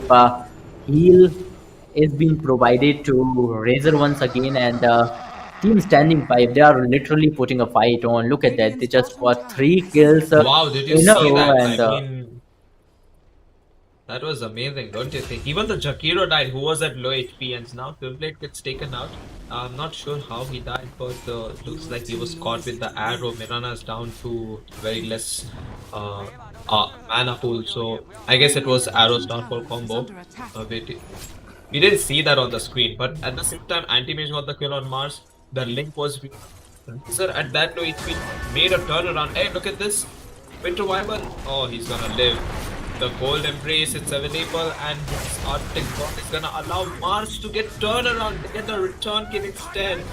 Dragon Knight, he's gonna make the jump on Winter Wyvern. He's in all sorts of trouble. He's gonna apply the Cold Embrace on himself, and Razor is gonna pop his Eye of the Storm. Static Link. Dragon Knight, the big bad tanky hero, he's gonna get fired and stunned to his death. Is he still alive? Not at all. Ice Path from Jakiro. Wow, stand in 5, they're actually fighting back. It's amazing to watch this, because all this time we were mentioning that they need to fight back, and it finally yeah, happened. they are retaliating, and they're retaliating pretty good, right? They might even destroy, one more tower from the side of Radiance, right? And it's getting hard, I guess, for Team Ragnarok right now. We have seen Dragon Knight got killed. The same happened with Jakiro as well. Oh, And Razor Mars, is double. again, Mars, can he take down Razor? Razor is nullifying Mars again and again, but finally a kill coming up in the favor of Mars once again. And again, as you can see, Team Ragnarok, it's not gonna be that easy to retaliate against them, right? Because they know Right. when to come back, they know when to attack, and that's what they are doing. Yeah, they chose to fight it, and then they chose to back. Then they see that the Mars is coming in. Hey, you know what? We can probably get one kill. And after that kill, the follow-up smoke is there. I must admit the fact that Standin 5 overstepped over there, right? There was a tier 1 tower which was alive, and they wanted to try and get more kills, but they couldn't get it done. The toss back was something that Tiny couldn't execute. So that's the real reason why Drow Ranger is alive, and it was Mars who got the bigger blow and bigger punch back to the side of Stand-in 5. The smoke is not gonna catch anybody, and I guess Stand-in 5, they are in a safe spot of the map as of now. Again, once again, Akash, look at that. Somehow, Team Standing 5, they've managed to, get farm for their anti-mage. He's leading the last hit chart right now, and if things goes just how Standing 5 wants, then that will be troublesome for Team Ragnarok, because we're watching, we're just seeing that Team Ragnarok is on the back foot right now. Team Standing 5 is making a comeback and they are doing it pretty great.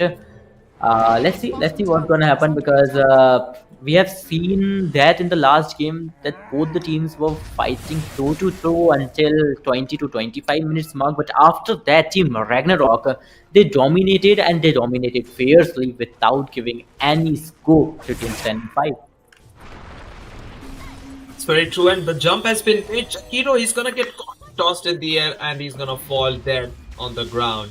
An instant catch coming here upon the blink dagger getting there in the inventory slot of Tiny here. And I also wanted to mention the fact that Razor, that hero has been getting banned non-stop in this tournament, if you remember. So he has the Bloodstone completed, and he will be looking to fight more and more after this. Midas completed on the Drow Ranger. It's a great item to have against a very heavy farm oriented anti-mage. So that is something that we completely understand. But at the same time, anti-mage is the one with the lead. So slowly and steadily, like you mentioned, the lead is slipping away from the hands of Ragnarok. They need to have a fight back, especially with an objective like Roshan, in spite of them taking the tier 1 towers first. Again, they need to nullify anti-mage as soon as they can, right? Because if anti-mage gains the momentum, Exactly. then that might be the end of game for Team Ragnarok. We have seen anti-mage dominating from the side of Standing 5 yesterday only. So let's see what's going to be the next move from the side of Ragnarok, because we all know what they're capable of. But what they need is a good team fight. I say they need 2 to 4 kills, and if they can clutch it out without losing any of their heroes, then they can for sure make a comeback. But the middle tower is already under attack. On the other hand, Team Ragnarok, they are especially focusing on the top towers, on the top lanes as well. But again, Mars trying to close in the distance in between him and Winter Wave 1, trying to destroy all the minions Oh, look at this, that the are fight coming is breaking forward. out. Jakiro, his low HP Razor, he's been caught with the macro and he's gonna pop his Bloodstone. No, that is gonna allow him to heal, but the Mars Arena, it's gonna keep him locked in position. Split Whistle, is it enough? A beautiful Winter Wyvern Curse comes in and it's gonna allow everybody from Standin 5 to make this turnaround play. My goodness. Winter Wyvern, he has fallen down, but he has done his job. 4 dead for Ragnarok, and this is looking slightly in favor of Standin 5 as of now. And what is the next Yeah, objective they can take after this fight is what we'll have to look forward to. My god, that was a great curse, don't you think? Winter Wyvern MVP of that fight? Definitely. what a timing. The timing of that curse was like irreplaceable, you see. That was Yeah. perfectly executed, and that was the only thing that somehow managed to, save Team Standing Five's players from all the I attacks thought the that were, Razor was gonna die there for sure, but then the curse Yeah, came. it's I mean, it yeah, because was. Marsh's move was on point, but the same goes for Team Winter Wyvern as well. He was the MVP of that fight. But again, that fight leads us to a scenario where Team Standing Five is the team that is dominating the game right now. Let's see what is going to be the next move from the side of Team Ragnarok, because all the future, everything that's gonna happen from now onwards is gonna depend on one decision that Team Ragnarok will make. Yeah, they get a smoke done after the blink out. So they, I think Ragnarok will have to wait for 10 more seconds because the blink is gonna be on cooldown for the Mars to initiate. But let's consider the next set of events. It's game one that Ragnarok are still having the lead off, right? 1 game lead. So game two, it's crucial for Standing 5 to try and fight back in. Meanwhile, oh, the jump has been made. Winter Wyvern, he's get arrowed. No curse this time. He's the one who's targeted, and Razor is the one that is targeted next. 3-man avalanche. The cross back in the air is there, but the Hurricane Pike to safety. It's done by Drow Ranger. Just 1 hero, 2 heroes lost. Anti-mage, he is stunned. Ice path is there. The creeps are cleared. Is there a follow-up arrow? Anti-mage is gonna die to the sacred arrow coming from Mirana. Wow, what a fight by Ragnarok. Just spoke about the fact that they need to strike hard, they need to strike Now, guess what? The smoke of deceit has been successful, and there is no BKB yet on the Razor or the Anti-Mage to, fight back into the silence of Drow Ranger or the Arrow.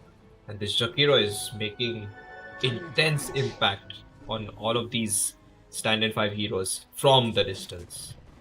Again, Jakiro from the distance and Mars from the close positioning, right? Mars Yeah, is yeah, really landing a lot of impact on Team Standing 5 gameplay. But again, they are going for Roshan now, and if they can easily get that Roshan before Team Standing 5 joining the fight, then it's gonna be really good for them. But again, you can see Razor is coming close. Can Razor steal it from the hands? Razor tried to do so, but she is he capable? No, he's not. Ages of Immortal in the hands of MNG, and they can surely take down. Can they? Can they take down Razor? Yes, they can. Things are again looking really shady for Team Standing 5 because this is high time. Team Ragnarok, they have to capture this fight, capture this Winter Wyvern here only. Yep, they did it. A Many killing spree praise coming up you, from the side of ASUS. MNZ. And Akash, I believe this is that time of the game from where onwards Radiant's Team top tower is Ragnarok under attack. are gonna dominate. Yeah, I think because the Aegis is there in the Drow Rangers inventory slot, right? So yeah, you're absolutely right about it. They have this tool to be able to hit the building. Tier 2 tower of mid lane, it has been cleared after the previous fight, after that smoke gang fight. So the next big objective for Ragnarok is gonna be buildings and buildings only. If there's heroes who try to prevent it, then only they should take that fight. If they Dire's want, they top can tower allow is under Anti-Mage to attack. farm all he wants, I feel like. Because Anti-Mage is not Dire's that big of a structures threat are as fortified. much as Razor and Winter Wyvern are, along with the crossback coming for Tiny just yet. Radiant's bottom tower But at is the Again, same not time, any. if you consider things from Standin 5's point of view, Dire's what do you top think tower is has they fallen. need to do? Do they just need to wait out the ages time? Or do they need to find Again, a farming space? Again, what what Team Standing 5 needs, they Radiant's need a bottom tower good is 5 under versus attack. 5 fight. Believe me when I say it. If they can somehow clear 4 or 5 heroes of Team Ragnarok, they can clutch everything out from that point onward. They can surely attack towers Oh, as look at well. this. But Razor is again, caught again. Razor has been got once again, and he's been silenced as well. He is down. Team Ragnarok, they're paying special attention towards Razor. Don't you see, Akash? Yeah, Radiant's yeah. I bottom tower mean, is we under attack. speak about the fact that Razor wasn't banned and how did Ragnarok let Team Stand in 5 get that pick. So I was surprised of the fact that Razor was allowed to be picked. But now that I see, oh, look at this leap away, toss in the air, the jump from Anti-Mage, the Manowar is gonna consume damage even on the Mars, and that would be the opening that they were looking for. Out of mana, out of life, and double kill here for Abyss. He is the hero to watch out for, and Aegis of Immortality is gonna time out soon on the Drow Ranger within 2 minutes. So that's when Ragnarok might be slightly weak, and that's when Standard 5 need to Radiant's hit. middle And tower yeah, we were has talking been about the destroyed. Razor. He's being targeted. You're absolutely right about it. They really know how to counter Razor, but that will allow Anti-Mage to do some things. And that is probably the big plan of Standard 5 is what I'm starting to feel like. They have Again, this sending. one hero which they're willing to sacrifice, don't you think? Yes, they do have that one hero, and they are using it for their advantage only, right? Again, once again, when you Yeah. talk about Team Standing 5, they've got Anti-Mage, they've got Razor, and they can surely make a comeback. But once again, one step at a time is what you need. On the other hand, Team Ragnarok, what they are targeting is the buildings, right? We were talking about that as well. The team Ragnarok is going for the tower game. They're going for the building game. Look at that. They have already cleared the top lane. They have cleared the mid lane as well, and they are slowly and Mhm. steadily clearing the bottom lane. And we all know from this point onwards, if they can seriously just clutch one fight out, that's it. That's it. if they can, for once, if they can kill 3 or 4 heroes from the side of Team Standing 5, then they can easily focus on clearing the buildings, and Oh, in the look at meantime, this. they can They're easily in the clear Mirana barracks ult. as well. Fuck. He's gonna scout them out. He's gonna orb away to safety. But he's gonna get sword and ice path to his death. One more hit from Dragon Knight should do it. Mirana will claim the kill. Wow. I mean, we were discussing or analyzing, and suddenly Ragnarok just came up with the smoke, and they're deciding to knock the doors off the towers. The smoke that towers is what Ragnarok need to be aiming for. Guess what? With the Aghanim Scepter on the Dragon Knight and the Elder Dragon form upgraded and Drow Ranger hitting, it's difficult to stop these people. Puck doesn't have buyback but spawns in only 20 seconds. What can Anti-Mage do except for split push? They will throw out this fortification. Oh, well, this is looking rough for Standin 5. Game 2 is going out of control. Again, they're targeting for those barracks. Okay, the barracks are being already destroyed, right? That was a really good decision to have Dragon Knight on your roster, don't you think, Akash? Again, look at that. He will Yeah, easily that was an destroy that amazing play. second barrack as well. And already, look at that. Two of the players from the side of Radiance are carrying that buyback, which will help them a lot from this point onwards, because we are at that moment. Any time soon we might see bloodshed, we might see a all out fight from both the teams. And don't you look at that? Okay, two of the players are already carrying buybacks, and the others, okay, it will take a lot of time, I guess. They will need some gold. Mirana's buyback is on cooldown from that previous fight in which, he bought back to secure that Aegis. But oh, look at this, the jump from anti-mage. Is there but beautiful Winter Wyvern curse and the 3-man avalanche toss, 3-man coil. Oh, this might be the fight for Standin. But this is going back to worse because Drow Ranger has thrown a lot of split shots and it hasn't dealt any damage. Jakiro dead, Mirana dead. They're looking for 5 heroes against 5 and Standin 5 come on top. They are free to do whatever they want, but only for 30 more seconds until the supports of Ragnarok spawn. That was crazy.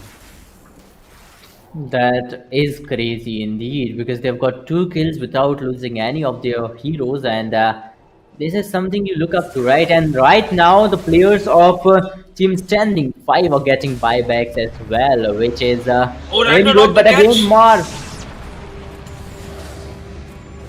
There is gonna be a cold embrace on the Razor. He is safe, but the BKB has been popped by Prince of Castamere. Mars, he's not able to run. Even with the spell immunity, he's not feeling it, but 2 heroes speared backwards. It's not gonna be enough. Anti-Mage, he's the hero with the blink initiation, and he's gonna initiate Mars to death.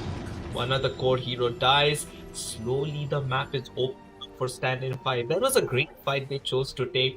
And the set of racks has been claimed, but it's practically nothing against this lineup, right?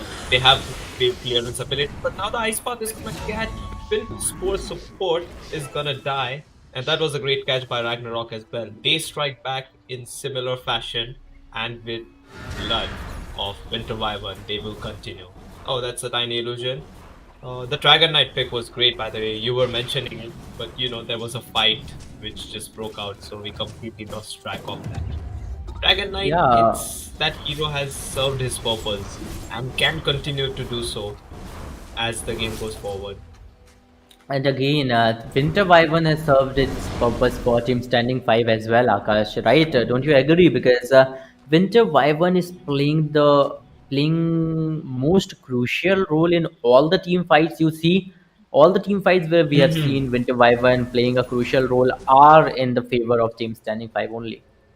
Yes, indeed. And now the Drow Ranger has a Silver Edge with a Mindbreaker. She's gonna work on a BKB, so that might be go time for Drow Ranger. I also mentioned the fact that if it goes super late, Drow Ranger is a scary hero to play against, even with all that spell immunity.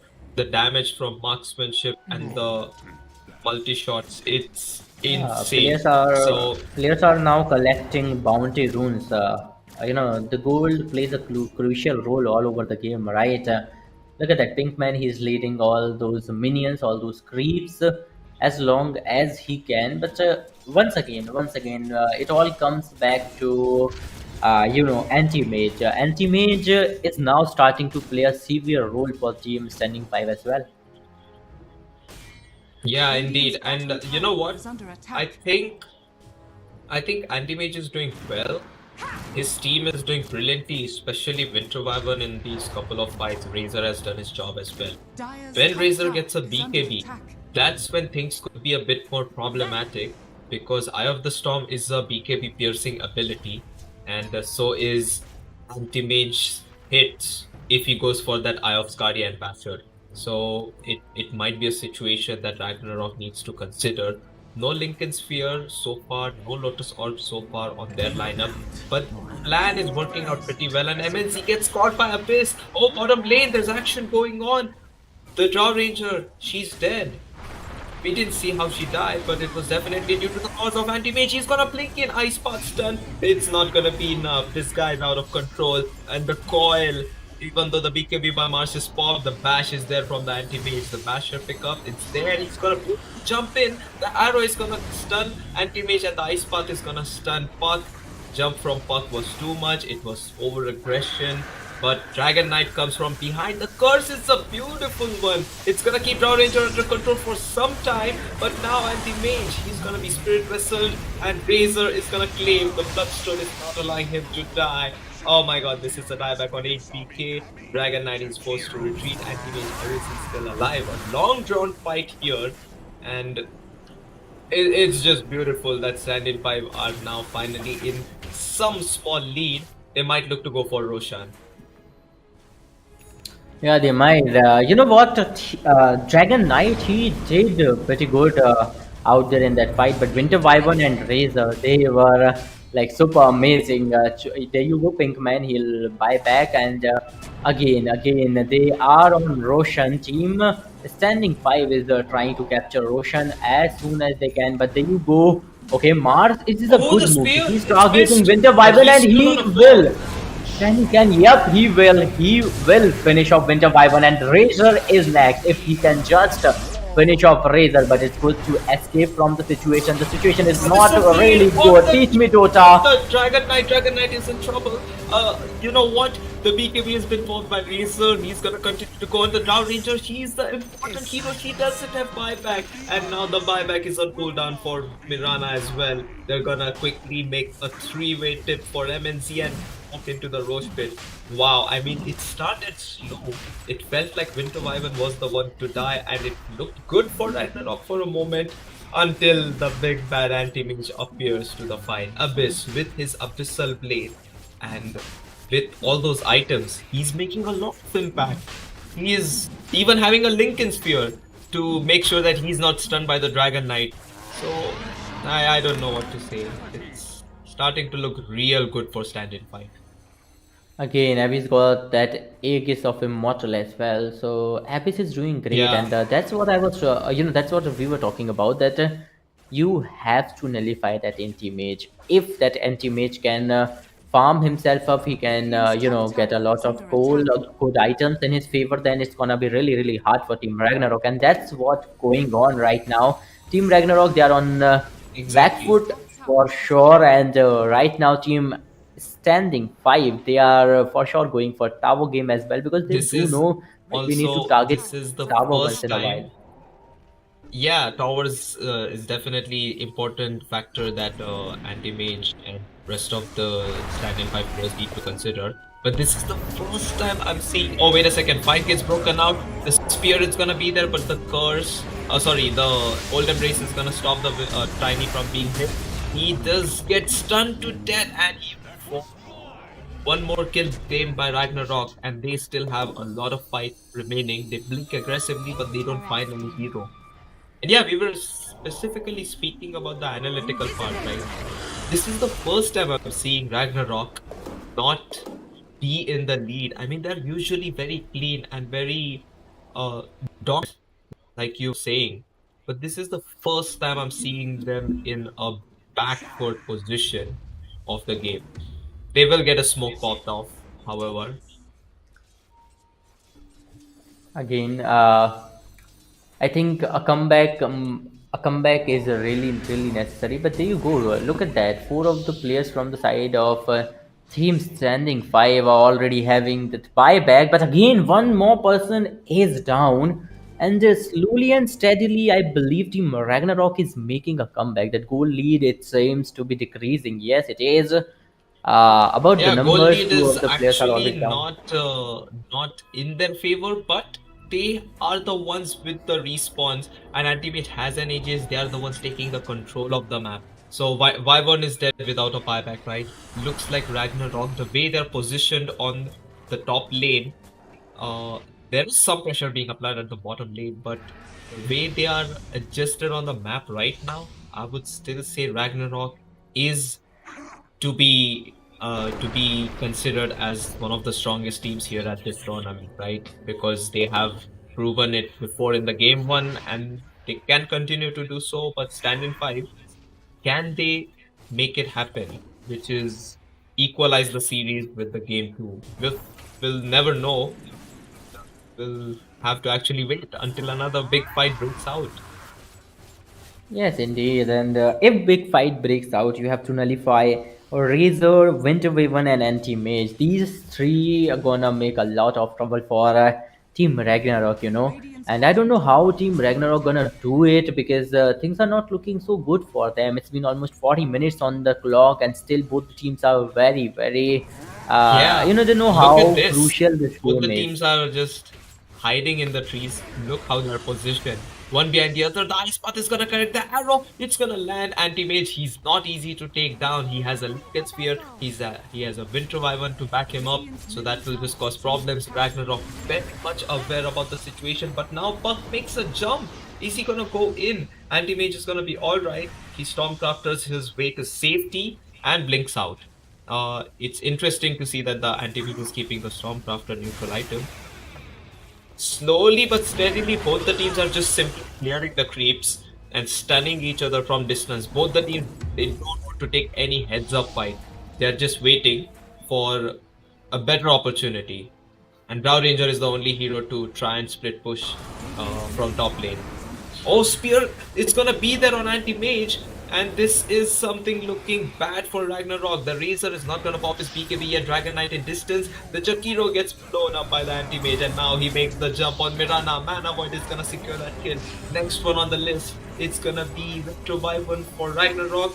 But Dragon Knight, finally, the wicked 6 streak. This might be the death of him, and it's a monster kill for anti-mage. Triple kill claimed by Abyss, and they are not looking to stop. He will make the jump on the Mars.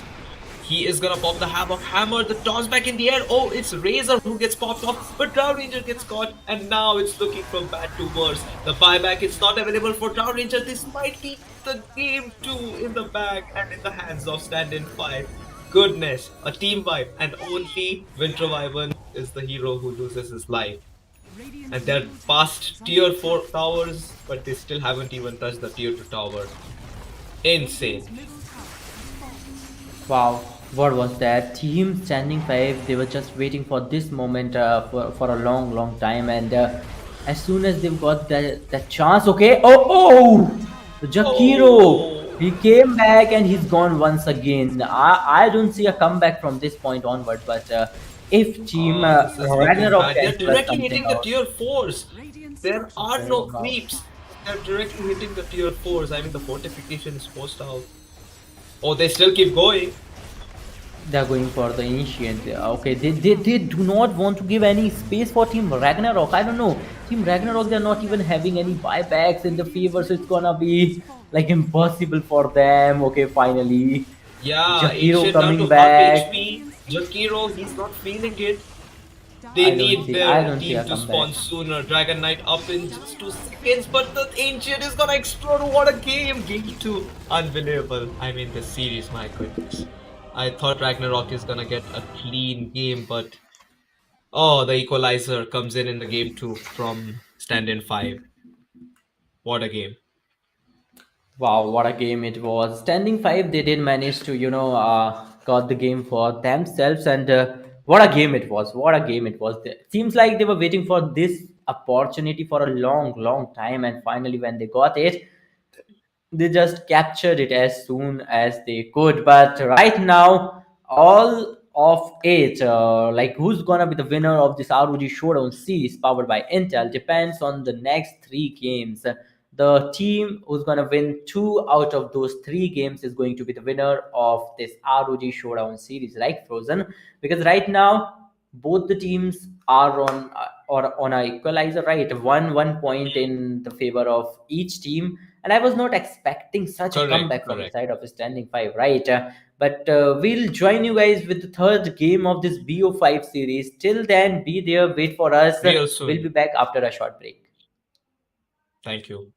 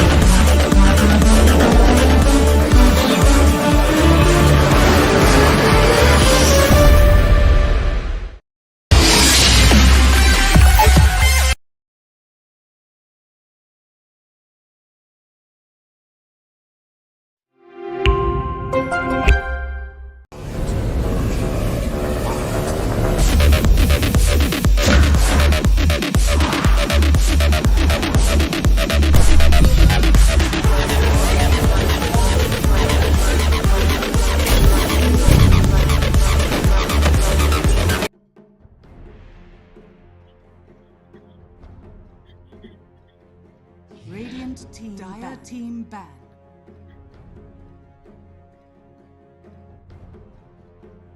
And we are underway for the game 3. It's gonna begin soon. The series, it's been tied up. Joining with me, it's Start Clashing. Start Clashing, what do you feel about the best of 5? It's turning out to be the grand finale just the way we wanted for our viewers, right? No team holding back, and they're just going fully at each other. This time also, the bans, they're coming in quickly. The picks, tiny, once again stolen by Standin 5. I mean, yeah, they just love this hero. They have this comfortable hero with that win rate being very favorable to them. What do you feel about the previous game, the entire series so far, and happens in game 3? The draft is already underway. Yes, sure, Akash. Again, we have seen two games so far. One was in favor of Team Ragnarok, and the other was in favor of Team Standing 5. Though I have a feeling this one might go in the favor of Team Ragnarok. I have, draft is still not done yet but I have a feeling, you know why? Because Team Ragnarok, they were dominating game one. Then in the game two, they were dominating. They were fighting back. They were retaliating. But Standing 5, they capitalized the mistakes made by the side of Ragnarok, right?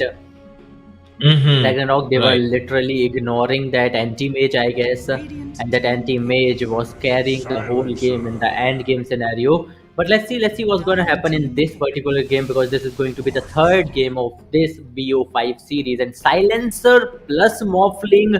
Team Oh, Morphling Ragnarok first seems to phase. be, yeah, Team Ragnarok seems to be getting what they desire. Yeah, indeed. I mean, they start with the Morphling and an instant Ancient Apparition. They simply want to counter the Morphling, and they don't want to give any room mistakes. Standard 5, it feels like they love the Morphling themselves, so they themselves know how to counter this hero the best. And the Ancient Apparition pick, I love it. But at the same time, Silencer has been picked up by Ragnarok, so they can disrupt the ability to team fight, and the global silence can be problematic for Stand-in 5 here. Dawnbreaker gets banned out. Next on the list is Enigma. Anti-Mage has been respectfully banned by Ragnarok. They know that this hero in the hands of Abyss is definitely the force. They countered him in the game 1, but this time they don't want to deal with him anymore. They want to deal with something else instead. And guess what? Razor is open in the draft for both the teams to pick. It's gonna be a ban coming from Stand-in 5 first, and we will see how it goes, because there is gonna be more heroes yet to be picked, more heroes yet to be banned.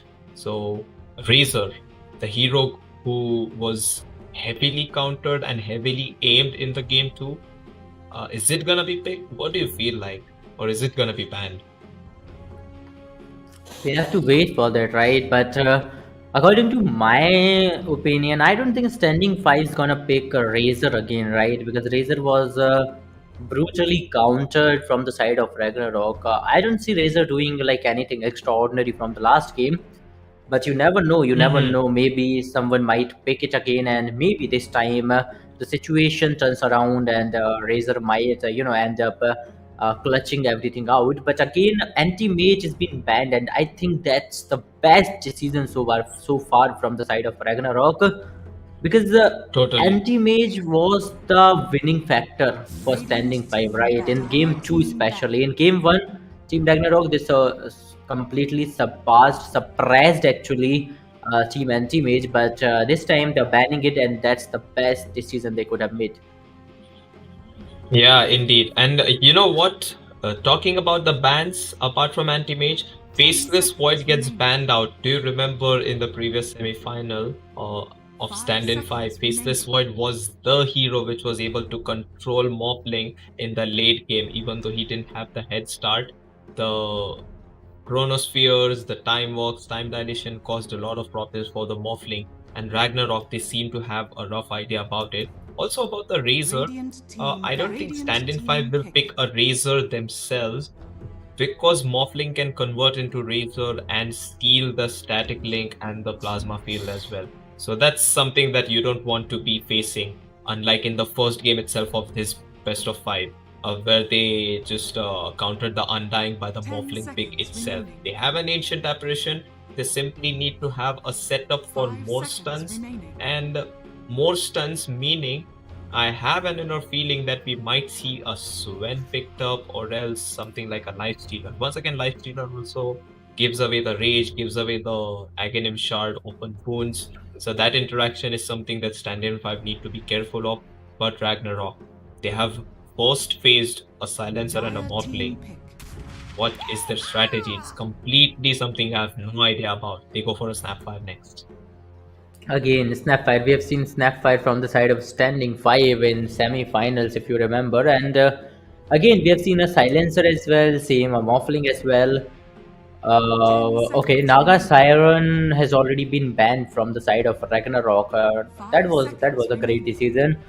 You have to ban Naga Siren, you have to ban Faceless Void and Anti-Mage. These are some of the crucial picks that Standing 5 can take and can easily dominate the game as well. But a Pangolier, that's a classic but a great choice from the side of Standing 5.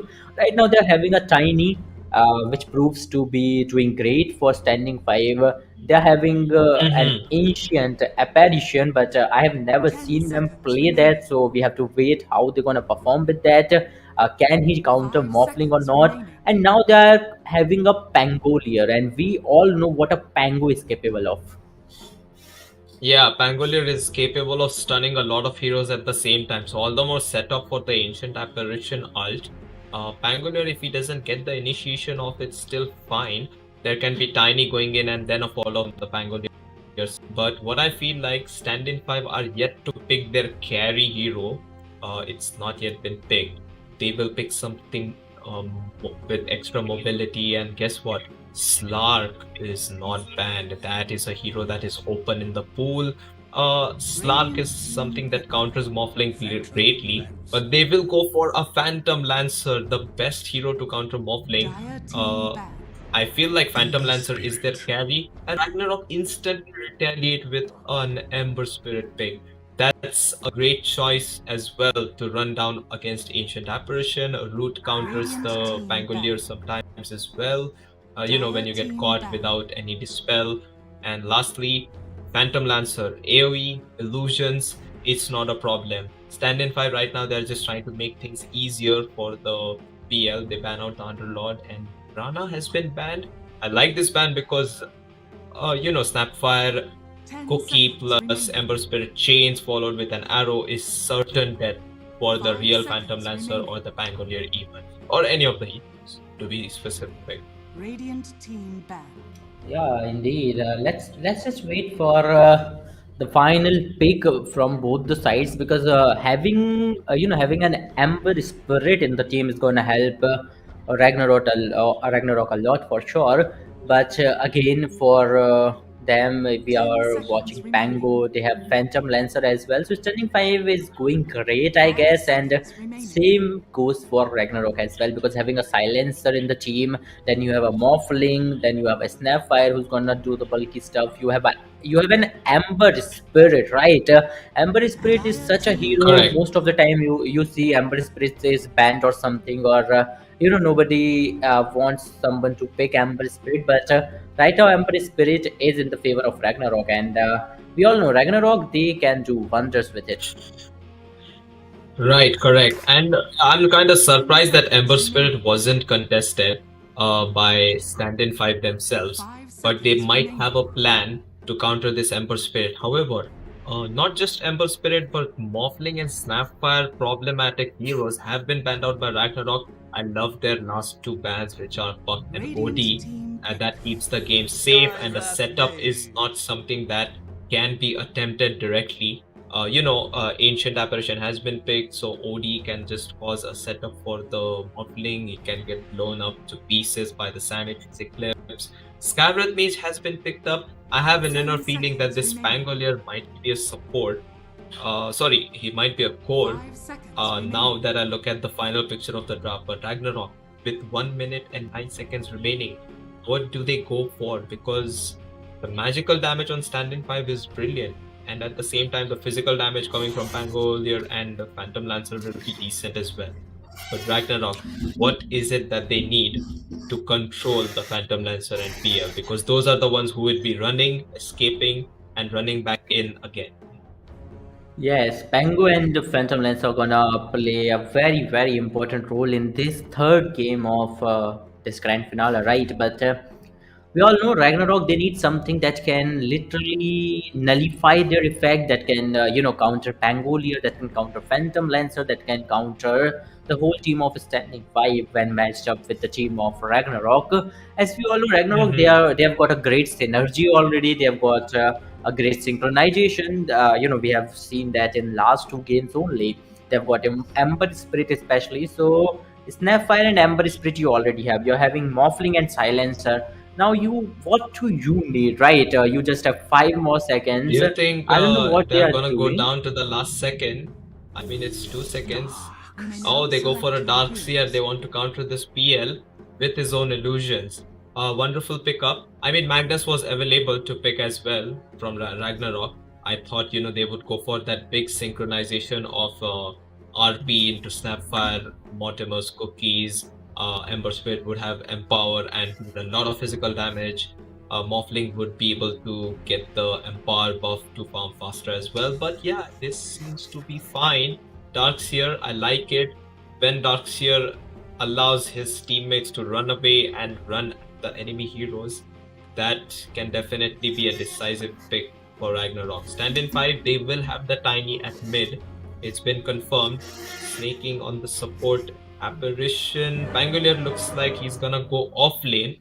It's gonna be a draft that we might not be able to break down just easily. So let the game begin and we'll find it out for ourselves. What do you think? Who will be taking the lead back? Because it's 1-all. Hard to say. Hard to say. Last time we were anticipating that Team Ragnarok might get a lead, but we all know what happened next. Team Standing 5, they made an splendid comeback, and right now we're watching this third game after an equalizer. Right now, both the teams are sitting on a 1-1 score line, and this third game will decide who's getting that lead. Yes, who gets the lead back and who got the momentum, because it's the grand final. So now that it's converted by best of three, if you think about it, because it's 1-on. So it could be a scenario where who applies the mental pressure, who has the hidden streak pulled out, who has what in their favor as the comfortable hero, comfortable lineup. It's down to the execution at the end of the day. Of course, it's ASUS ROG. It's the wonderful prestige price 75,000. That will be something that both the teams will be competing for. But yeah, game is gonna be resuming, and we'll be happy to watch who will take it all from this point. Yeah, it's gonna be really, really important for both the teams because this is a game that will, that will create and lead for you. That will create a path for you. So you have to dominate it, right? And that's what both the teams are trying to do right here, right now. Team Ragnarok already holding the positions of, and same goes for Team Standing 5 as well. They will try to hold the positions. You have to be careful from the very beginning because all it all matters. Every single move you make matters when you are on this stage, when you are in the grand finale stage, right? Akash, when we talk about this, it's gonna be really, really important who's gonna get that very first Roshan, who's gonna get the most of those 30 those seconds to bound to activate. rules. So there are many things that will play a part in this game. There you go, the game has already begun, and both the teams are trying to start their farming, will make their strategies in their own way. Yes, indeed. It's coming down to the 0 minute mark on the timer. Bounty rules spawning soon. Observer wards have been placed already by both the teams who want the advantage of Battle vision and begins. information. And at the same time, it looks like there will be no first blood action this time around the bounty runes. Last time we saw Tiny just run into 4 heroes and died.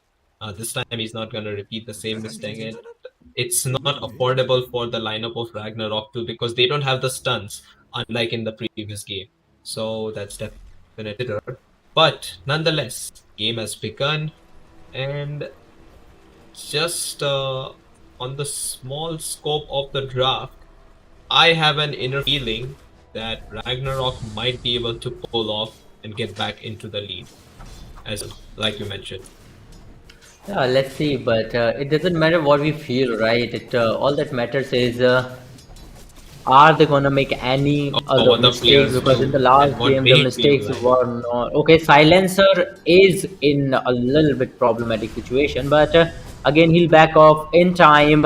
Okay, his teammate might get in trouble for sure, but yeah, we can say this is just the beginning of the game, and both the teams are trying to put pressure on the other side as much as they can. You know, having Silencer by your side is already giving you a lot of a lot of advantages, as well as you're having Snapfire. You're having that Amber Spirit. Let's see if that Amber Spirit gets a chance to farm a little bit, because if you can give him a lot of farm, if you can give him a chance to barge over, give him a chance to level up, then he can clearly dominate. But there you go, Snapfire is in a 1 versus 1 fight, and it's like a common fight, a temporary fight breaking out in between both of them.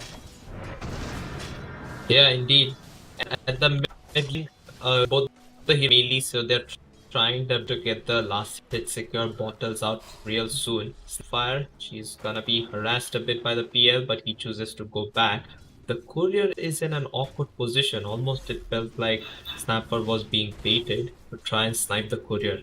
And level 2 up here for Ancient Apparition and PL already, whereas Snapfire, she's just gonna try to DOT, but guess what? Ancient Apparition gets another sentry and blocks the neutral camp again from spawning.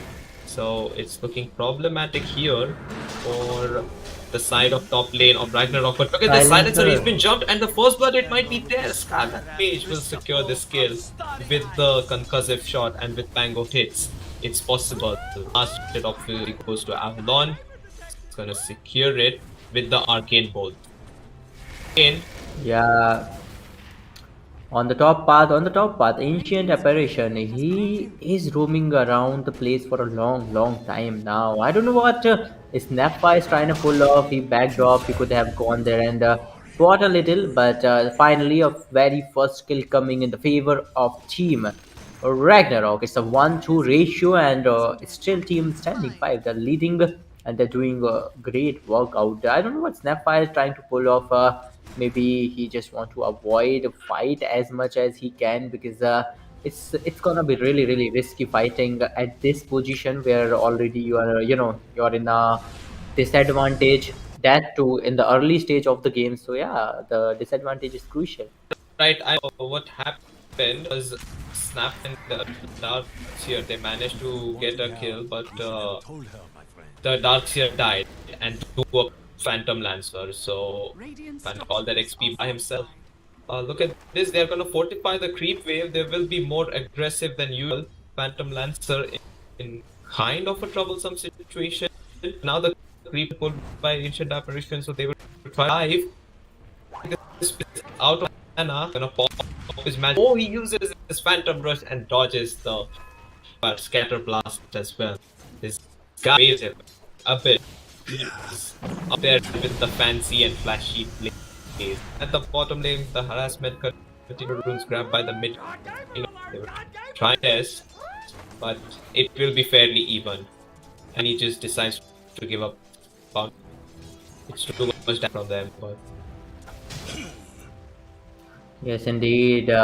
Pango, on the other hand, okay, Pango, I think he's on the bottom lane and will make it like that. But oh, Morphling, Morphling is creating a little bit damage here and there for any hero he could have find. But that's a really steady beginning for both the teams. Both the teams are trying to ignore fighting as long as they can. But Amber Spirit, is it a good fight? Oh, it's a 1v1, a fierce 1v1, and he crushed it out.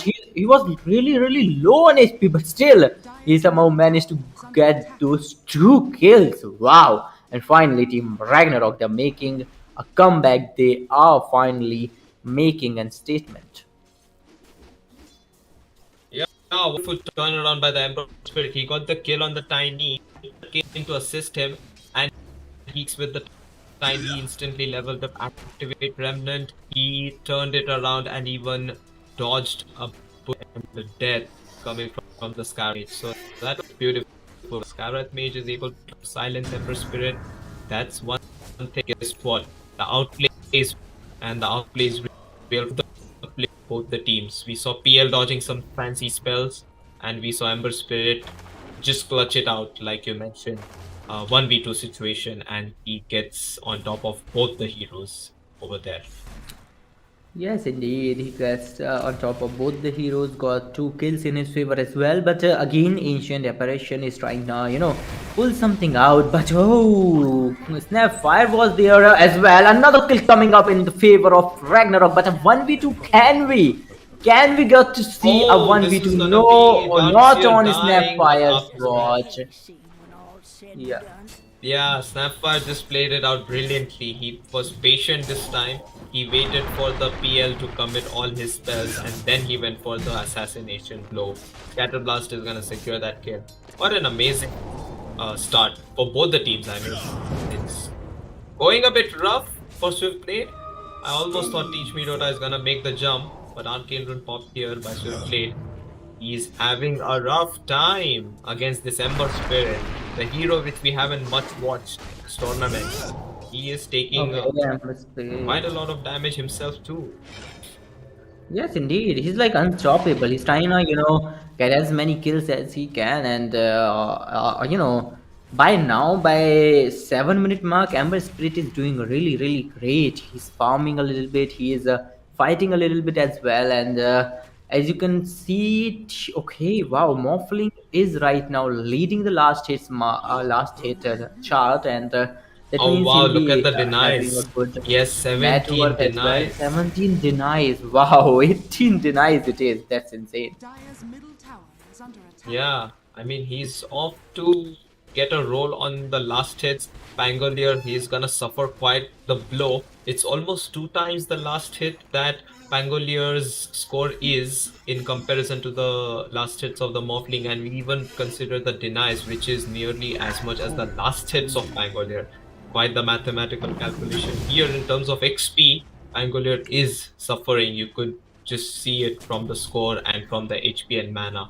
However, the PL is getting decent amount of farm, and that's the hero and the win condition for Standin 5 in this game.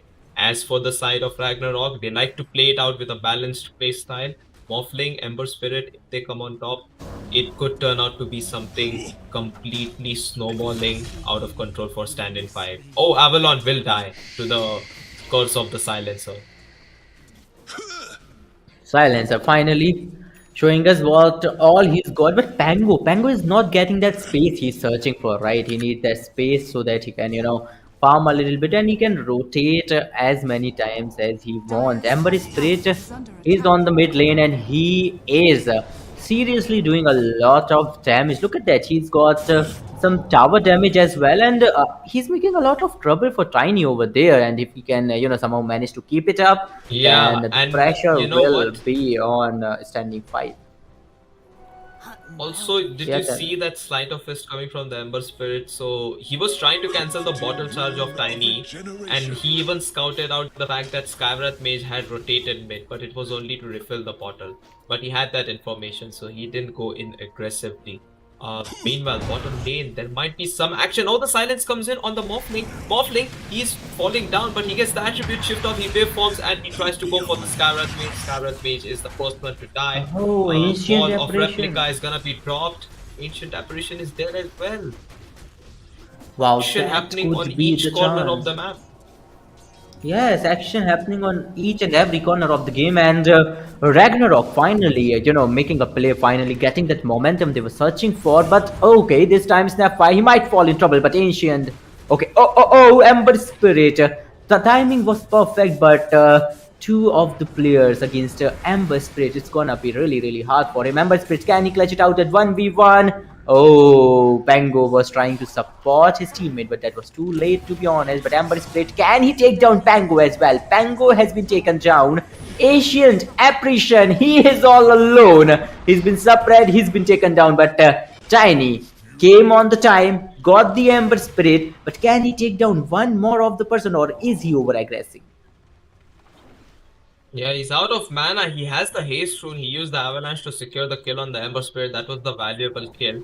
A lot of bloodbath happening in here at the top lane. Meanwhile, MNZ is just freely farming 72 last hits. He's 20 ahead of the Phantom Lancer and his own ally Ember Spirit as well.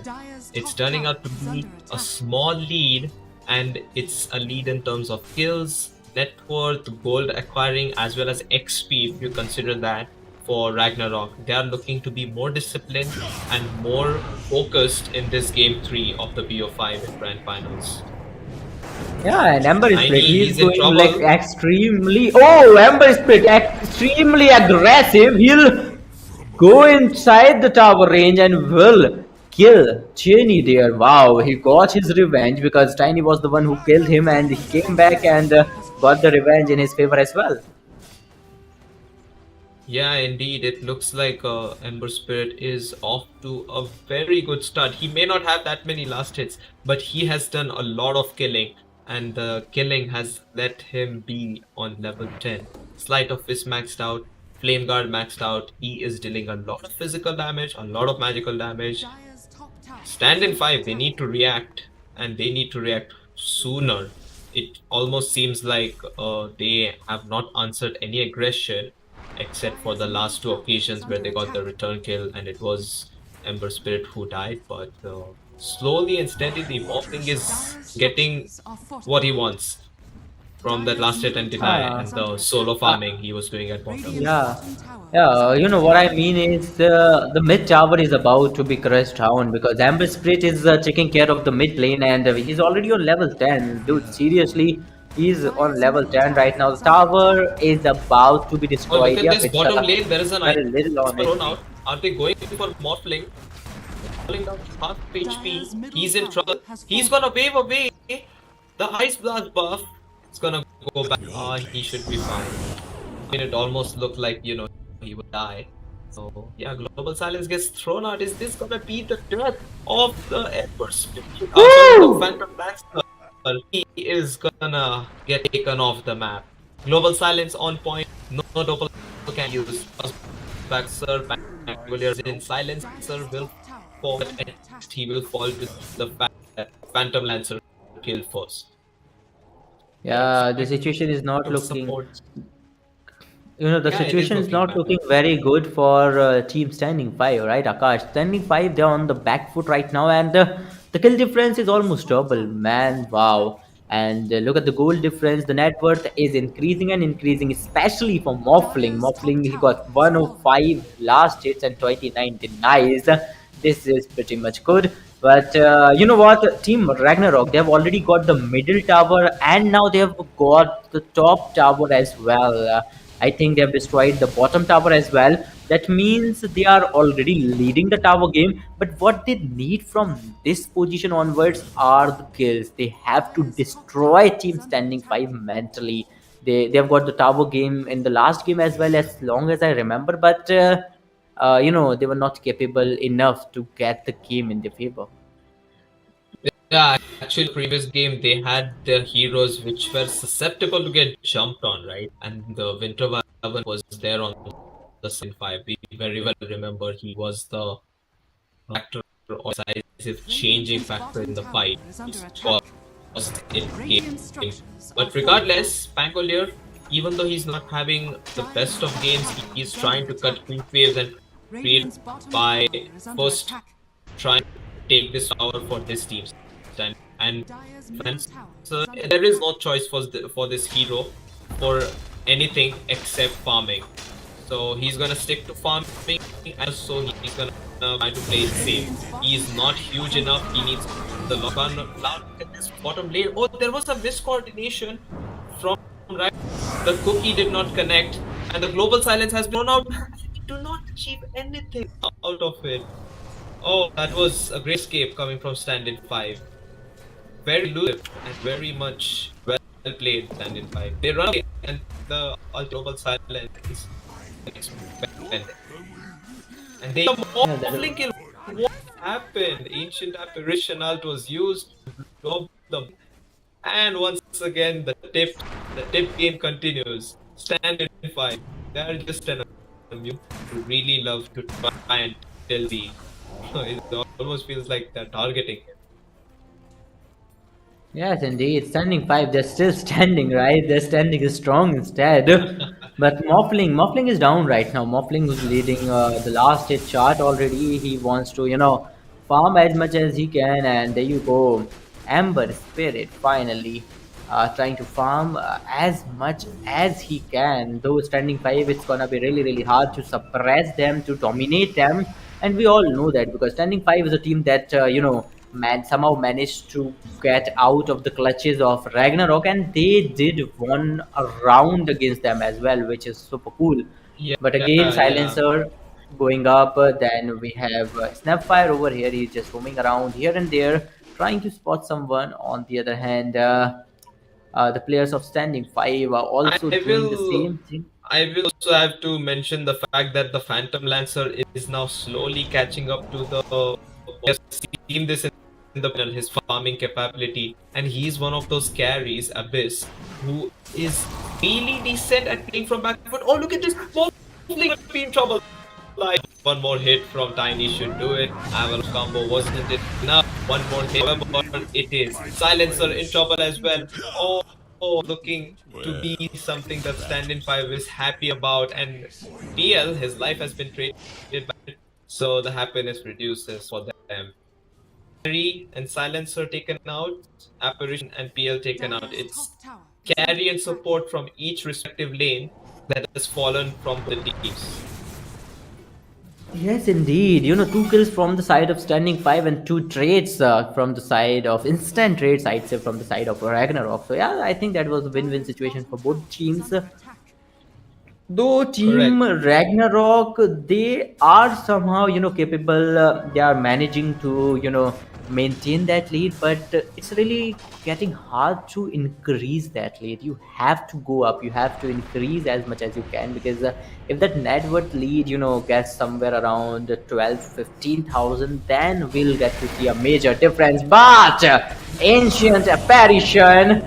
Okay, he got taken down. That was a great move from the side of Ragnarok. But look at the HP of Amber Spirit. One He's kill the barely Tiny surviving. with double silence.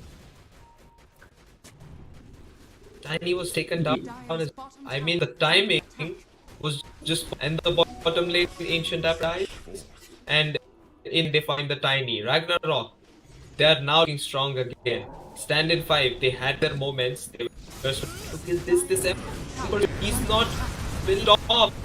He's trying to find the Phantom Lance. It's a Phantom Lance of trouble. The Snapper Mortimer's assist are gonna be of him. Pinkman putting on a show with those fiery balls. And now Silencer, he's in trouble. The Ice Blast is just gonna latch on the Silencer, but it's not gonna latch on the Snapfire. Silencer is Not gonna a get good taken move. down. So will the Pangolier. Huge fight coming for both the teams, but it's Ragnar who comes on with the 3 kills. After Pangolier, Gamrat Mage, they all go down. Ancient Apparition on the list. Is under attack. Maybe not. He lives. But wow, what a comeback coming up from the side of Team Ragnarok. Like, they were literally dominating the fight. Team Standing 5, they tried to deny it, but that was not a really good move, right? They could have escaped from the Right. situation, losing just 1 or 2 of their heroes, but because they tried to retaliate, that was the reason they lost, I guess, 3 or 4 of the heroes. And right now, Team Ragnarok, they're leading with almost 7 to 8,000 goal in their favor. And when you talk about the kill ratio, it's gonna be 20/10. That means they are having double the kills Team Standing 5 is having. Yeah, indeed. And you know what? Phantom Lancer went for a Mage Slayer after the Diffusal Blade. I like it. But at the same time, PL will at least need a Manta style. and one more item to be able to fight back. Because he's gonna be trying to kill the Morphling, the Ember Spirit, and he's playing against the Darkseer. But how do these people find the kill on MNZ over and over again? I mean, he's the most farm unit. Here comes the punch, the normal punch on PL. It's strong enough. There's gonna be a vacuum as well. Reigns of Customer, he's gonna put the surge on top of him. He's gonna try to punch the Phantom Lancer again, but Phantom Lancer, he's gonna die to his own illusion. Global Silence is there, and now it could be Tiny who will be on the falling list of death. Yeah, he will Another be. punch, another sleight of fist, and the raining down barrage of those Mortimer's kisses from Snapfire. It is gonna be more than enough. Two very important heroes of Standin 5. They're just taken down. And yeah, Ragnarok is in the lead.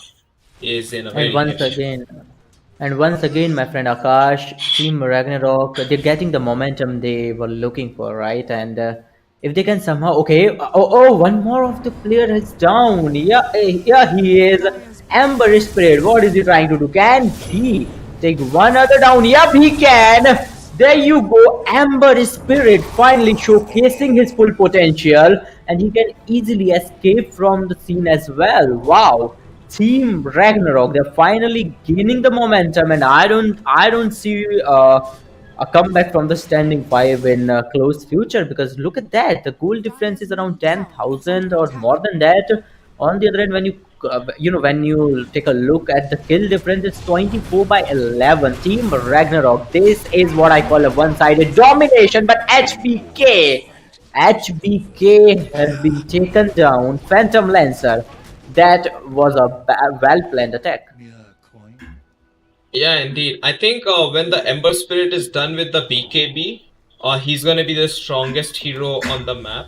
And if Ragnarok is able to secure this Aegis of Immortality, it's the Roche Pit where the fight is slightly difficult for them to take against an Ancient Apparition and a Pangolier. But if you consider the fact that the Aegis ends up in the hands of Ragnarok, I think they will be unstoppable at that point, and that's what they need to look into. But yeah, Morphling is hitting the Roshan by himself. He might need some more help. Yeah, it's already happening. Oh, look at this. Roshan Yeah, and Ember Spirit down is by here, and we all already. again, Ember Spirit can deal a lot of damage, and having him on Roshan is a really good deal, and it's gonna be a plus situation, a win-win situation for Team Ragnarok, and I don't see standing five anywhere near Roshan, and there you go, they got Aegis of Immortal already on. Okay, I see no coming back. I have no idea how Team Standing Five gonna fight from this point onward, because Team Ragnarok, they're completely unstoppable. Yeah, yeah, indeed. It's very difficult. I mean, can kill the Morphling twice, but it will be at a heavy cost. Ember Spirit is probably gonna deal a lot of damage. And look at this, they catch the Phantom Lancer again. Oh, Apist, he's gonna be taken down into the arms of death. And the arms of death are gonna be delivered by none other than Pinkman. You got to be careful of this guy. At distance, he's gonna drop the Mortimer's Kisses, and up close, he's gonna drop the cookie with the Scatter Blast.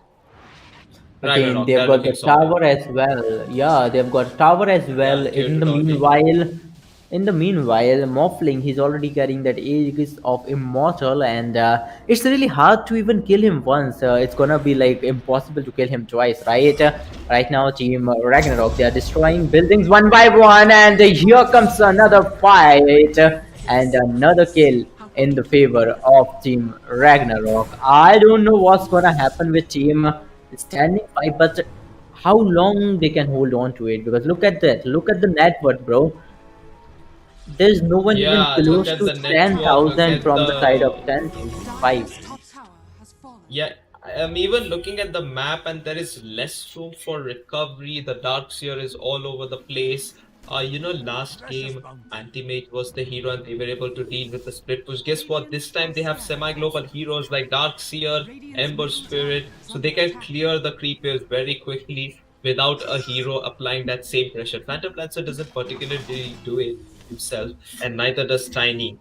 Bangalore is just gonna run away, but he might be in a troublesome situation. He's gonna have to roll up, and he will have to try and get out of this situation. Bottom tower is Just under attack. get the TP off. Yeah, Yeah, he'll he will be yeah, fine. he'll try to get out. Yep. And Team Ragnarok, they didn't even try to, chase him down or kill him that desperately Yeah, because he they know was we just are spell already in immune, the so lead. they couldn't do anything about it, and they didn't want to waste the global silence just for the sake of that Bangalore kill. I mean, they didn't have it to begin with, but how could they have stunned him, right?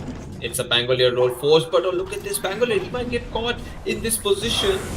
Silence, global silence. This time it's gonna be used. PL gets taken out, and it's gonna be Bangalore falling as well. On this side of the map, MNC gets the kill on PL. On that side of the map, Bangalore is taken down by Ember Spirit and Darkseer.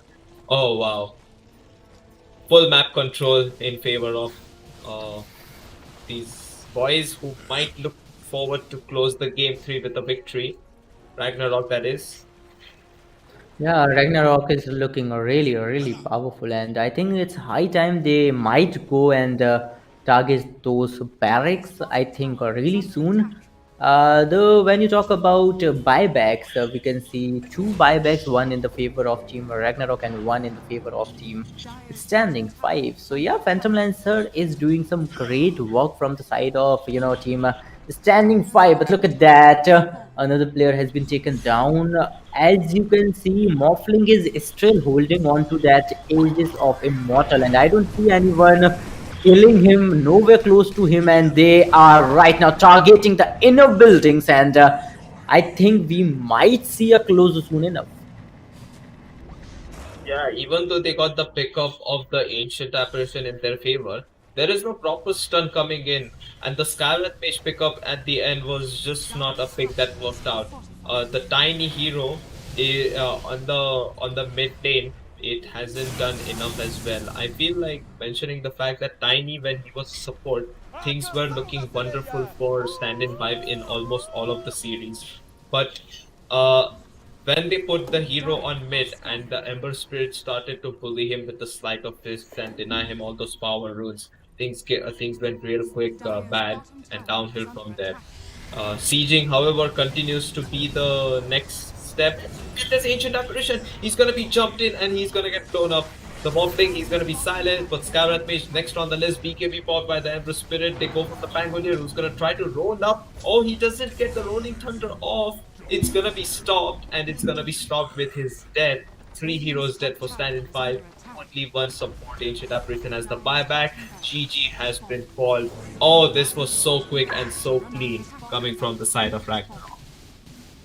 That was clean. Ragnarok, they did manage to learn something out from the last game, because in the last game they did mess it up a little, and that is when Team Standing 5 got a chance and they capitalized their chance completely. But right now in the third game, Team Ragnarok finally making a nice, clean, and steady comeback, and they are the winners of the third game of this best of 5 series, and now they're leading the chart with a 2-1 scoreline. That means, Akash, if they can somehow win the next game, that means they'll win this whole tournament, this ASUS ROG Showdown series powered by Intel Dota 2 grand finale by a score line of 3-1. But if Standing 5 can somehow manage to make a comeback, that means we'll go all over to the fifth game and we'll witness who's gonna be the winner of this ROG Showdown series. So I'm quite excited for that, because Team Ragnarok, they are finally looking in their Yeah. top-notch form, right?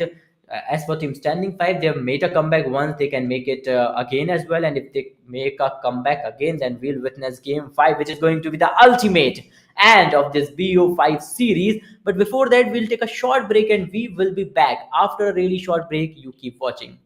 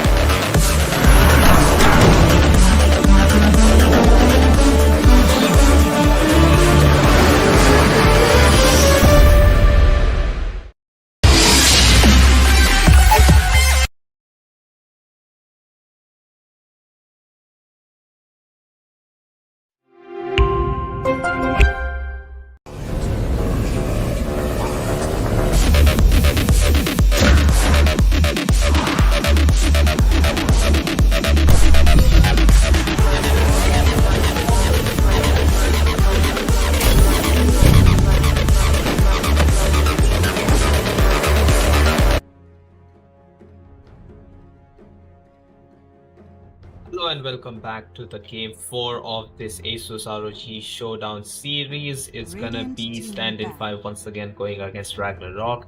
They are in a difficult spot. They're down by the score of 1-2 in this BO5, and they'll have to find a way to come back if they're gonna force a game 5. That's the only way to do it. MNZ is gonna be the captain for Ragnarok, and it's gonna 10 be seconds remaining. X on Standin 5 who will be the captain. We'll have the 5 draft going seconds underway remaining. already. So next position, Razor is gonna be the ban, and at the same time, there's a ban coming in from the Radiant side team pick. of Tusk and Winter Wyvern. So the draft is underway, and also there's a pick coming in already. Ragnarok, they choose to opt for the Tiny themselves. First pick coming in here. This hero has been evergreen in the patch, and 10 seconds we'll have to remaining. see how it goes from here. Sun flashing. There's gonna be the 5 co-caster seconds joining me remaining. for this. We'll see how it goes. Yeah, sure. We'll see how it goes because again we were watching Tiny play, but it was supposed to be from the side of Standing Five, if I'm not wrong, right, Akash? But for the final time, we're about to watch Tiny from the side of Ragnarok, and Radiant team pick. let's see what Standing Selected. Five is gonna favor. Oh, Crystal Maiden! First time in the tournament, I'm about to witness. Christian Maiden coming up from the side of Standing Five, and that might be miraculous as well. Yeah, indeed. I think Crystal Maiden is a very 10 strong seconds hero. remaining. Not as strong as Tiny when it comes to the dispositioning and 5 the seconds disruption factor remaining. with the Avalanche and Toss, but it's definitely a hero that helps in the laning the with the Crystal Nova and Frostbite, it's gonna cause a lot of mobility issues, a lot of Dire spams team coming pick. from those Frost Novas, so it's definitely a Dire thing. team back. Standing by, they'll go for an Earth Spirit, and a Silencer is going to be drafted once again. Ragnarok. Radiant They're team. trying to Dire be team back. fast and vocal on the draft. They ban a Viper quickly. Standing 5 get an Enigma out. This is turning out to be the fastest draft I've seen in a while. Yeah, again, we have seen the fastest draft, 10 I guess, seconds yesterday remaining. only, if you remember, when Standing Five were speed running through the 5 process. seconds remaining. But Right. let's see what Ragnarok Oh, you mean got Ragnarok their was speed running Radiant through the team back. process on the second Oh, pick? Dire sorry. Yeah, team yeah, pick. yeah. Ragnarok was speedrunning through the process in the second semi-finale, if I'm not wrong, right, against Team Electric, Right. and now they're doing the Yes. same against Standing Five as well. So it's not as fast as that one, right? That one was like crazy fast, Yeah, that one but was quite the fast one. 10 Morphling seconds gets banned out remaining. anti-mage. As the series starts to progress, 5 seconds usually remaining. in a high stakes grand final, it is something that I say as from my experience of a player and a caster both. Usually teams start to figure out which hero is the comfortable hero for the opponents, which hero is something both the teams are trying to contest, and which hero is something that nobody is trying to contest. It comes down to the calculation of who wants what is in their hands, what they can get their hands on, and what they absolutely yeah. cannot choose to give their opponents. It's called the denial card. So Mhm. it's coming down to that. They have slowed down the draft now. You can see it significantly. Radiant First team two back. picks, it was, yeah, they want them. They badly want these Radiant picks, team but pick. now they slow down. They played cautiously. A Slark coming out here. I was surprised that Slark wasn't picked in the previous series by Standin 5. Slark or Juggernaut or Ursa, they were open. But this time around, it seems like Standin 5 is up to a task. 10 seconds remaining.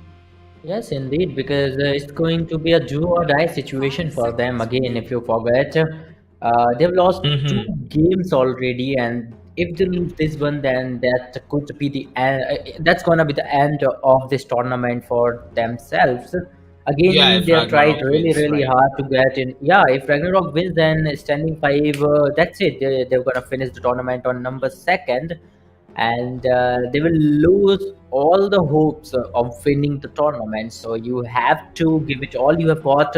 You have to go all out. You have to win this one. And if they win this one, then the next game is going to be a do and die situation for both the Correct. teams. Like it's gonna be Both do the or die teams. for Ragnarok as well as for Standing Five as well.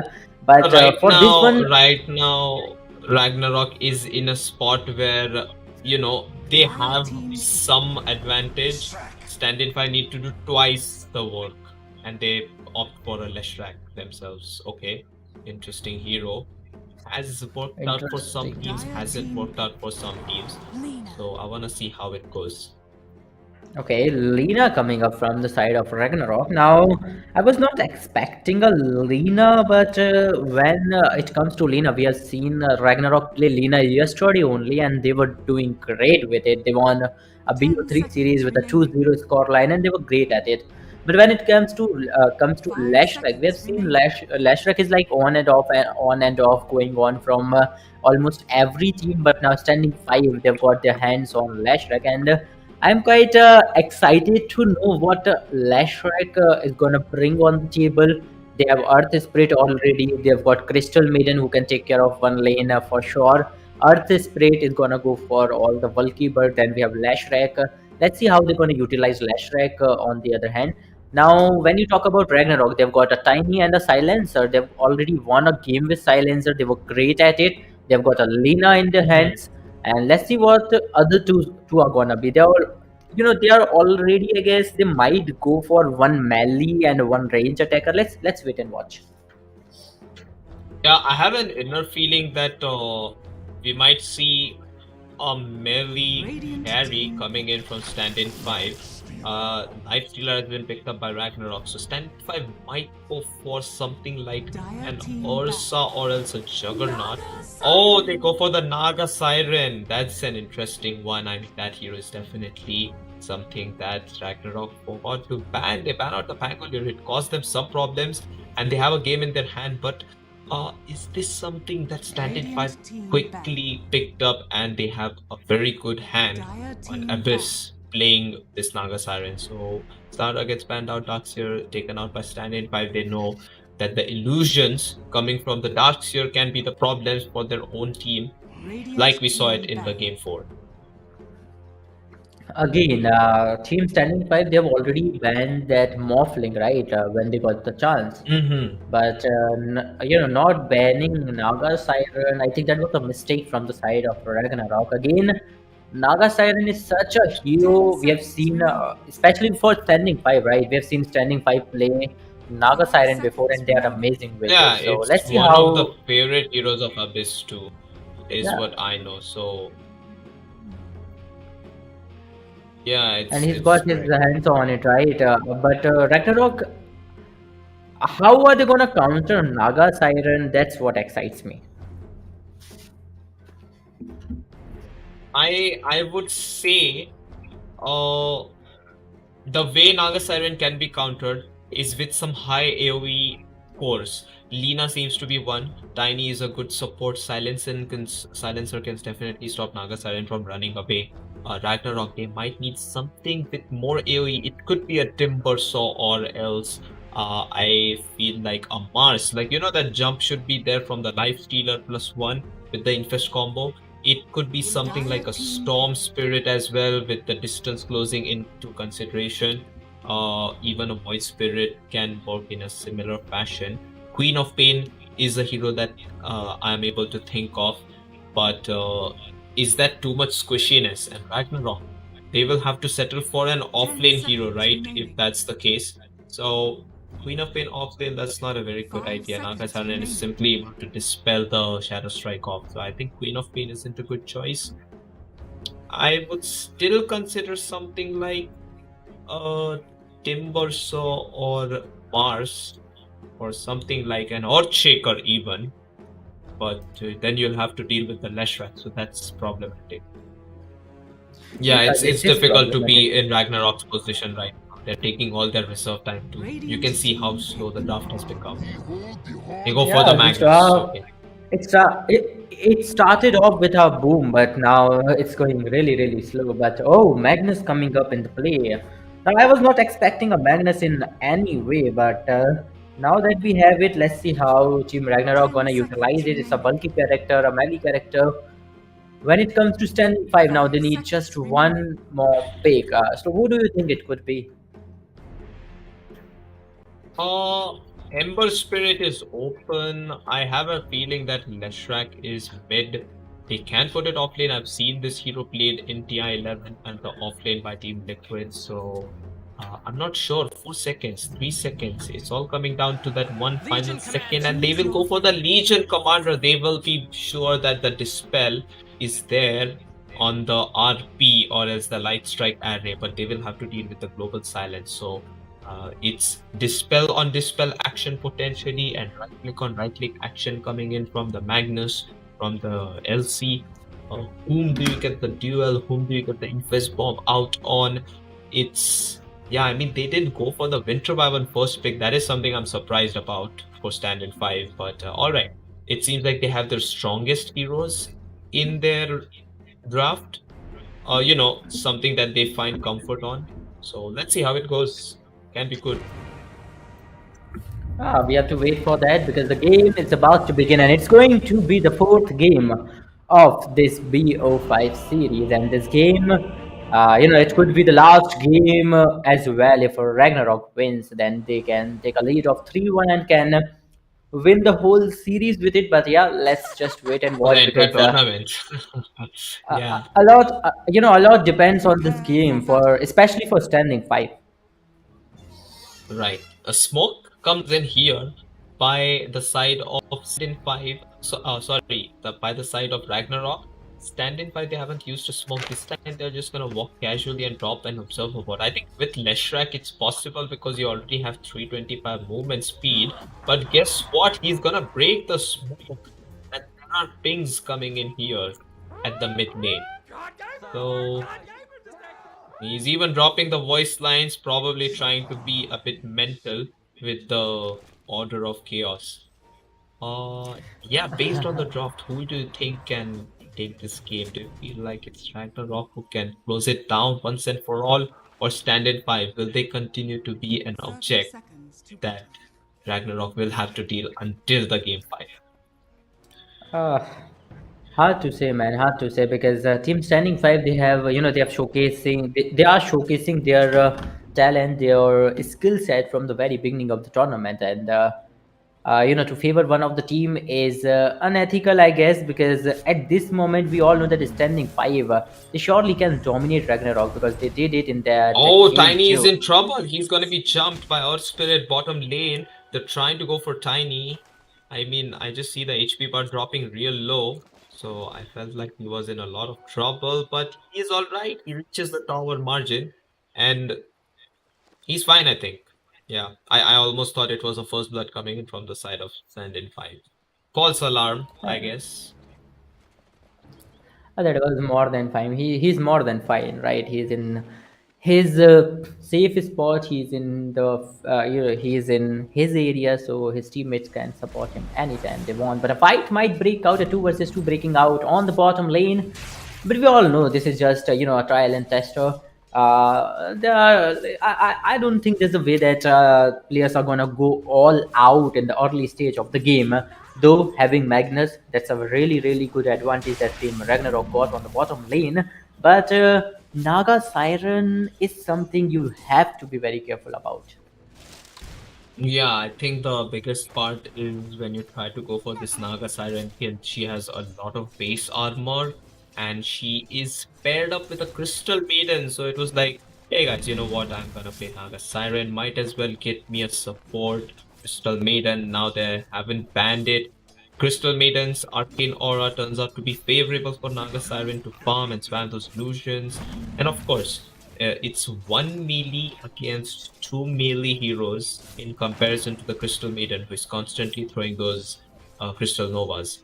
That's for the Yeah, bottom lane. As for the top lane and mid lane it's range versus range.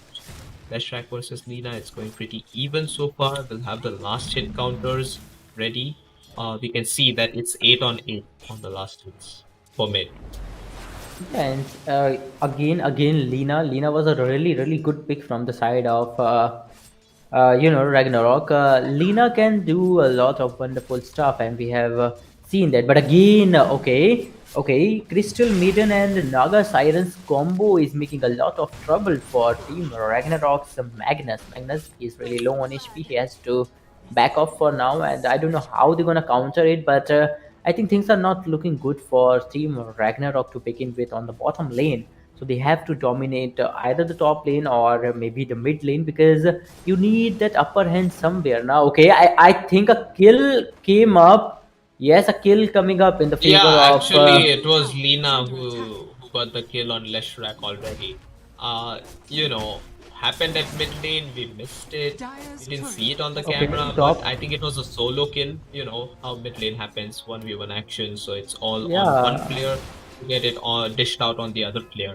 But nonetheless, again. courier from Pinkman, it's gonna be sniped.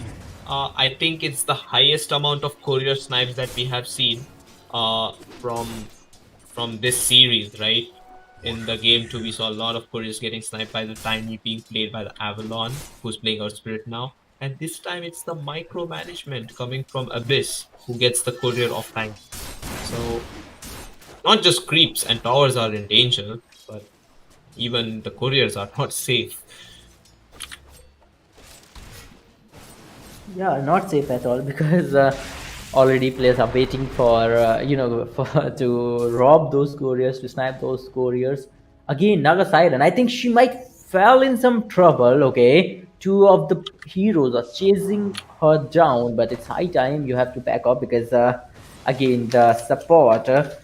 Crystal Maiden is back with Naga Siren, and this is not a good call for Magnus, right? You have to back off if you can, right? Because if you stay there, then you might have to pay the.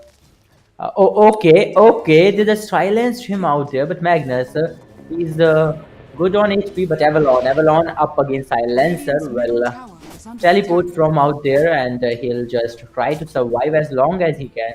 And same is going on for Earth Spirit as well, because he was not in a good situation. Finally, a kill coming up for Team Standing 5. Can Magnus break out of the chain? I think he can. Yep, he will back off. But I think he's trying to, just lure Naga Siren down, because if he can, he might be able to take down Naga Siren with him. That's correct. So it's coming down to the silencer dropping HPK. He's gonna fall. I mean, that happened, and it's LC Legion Commander who gets the kill. They will try to bully MNZ out, but they picked an LC into a life stealer. They have to get it done, and snaking it the bottom lane. He's gonna fall. Skiver comes in from the Magnus. It's Naga Siren, however, who's trying to turn around. Magic stick popped by the Magnus.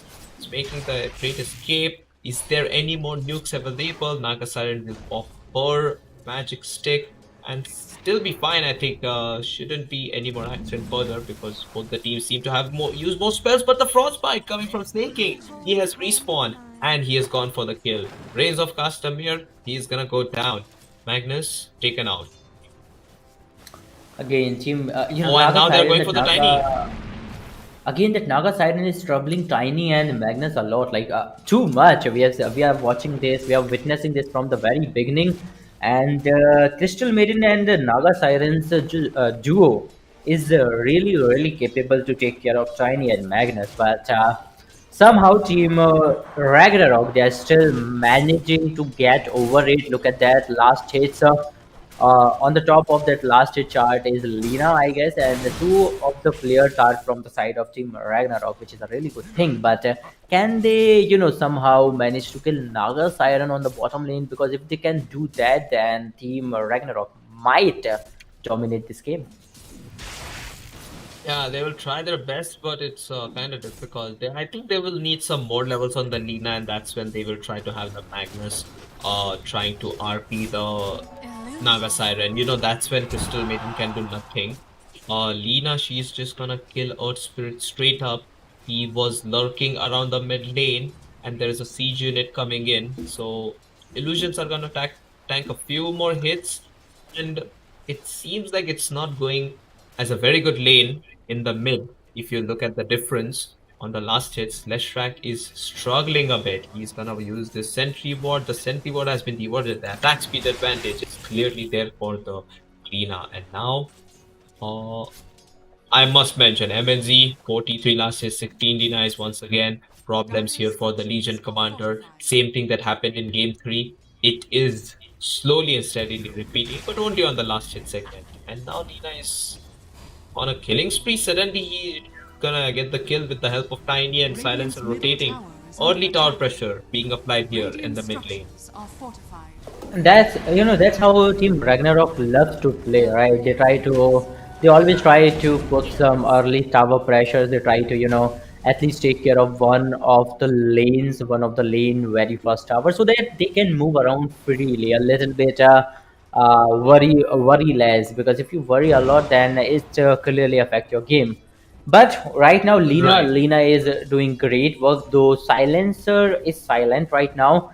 On the other hand, Life Stealer, I guess he's doing some great work for his team as well. HBK in a 1 versus 1 again Avalon, but Avalon will back off, and that was a right decision, a right thing to do, because he might lose himself, and that's not good for his team at all. There you go, again a 1v1 going on the top lane, and it's good for MNG to back off, because he might lose himself against Radiant's top tower is against under two of the attack. heroes.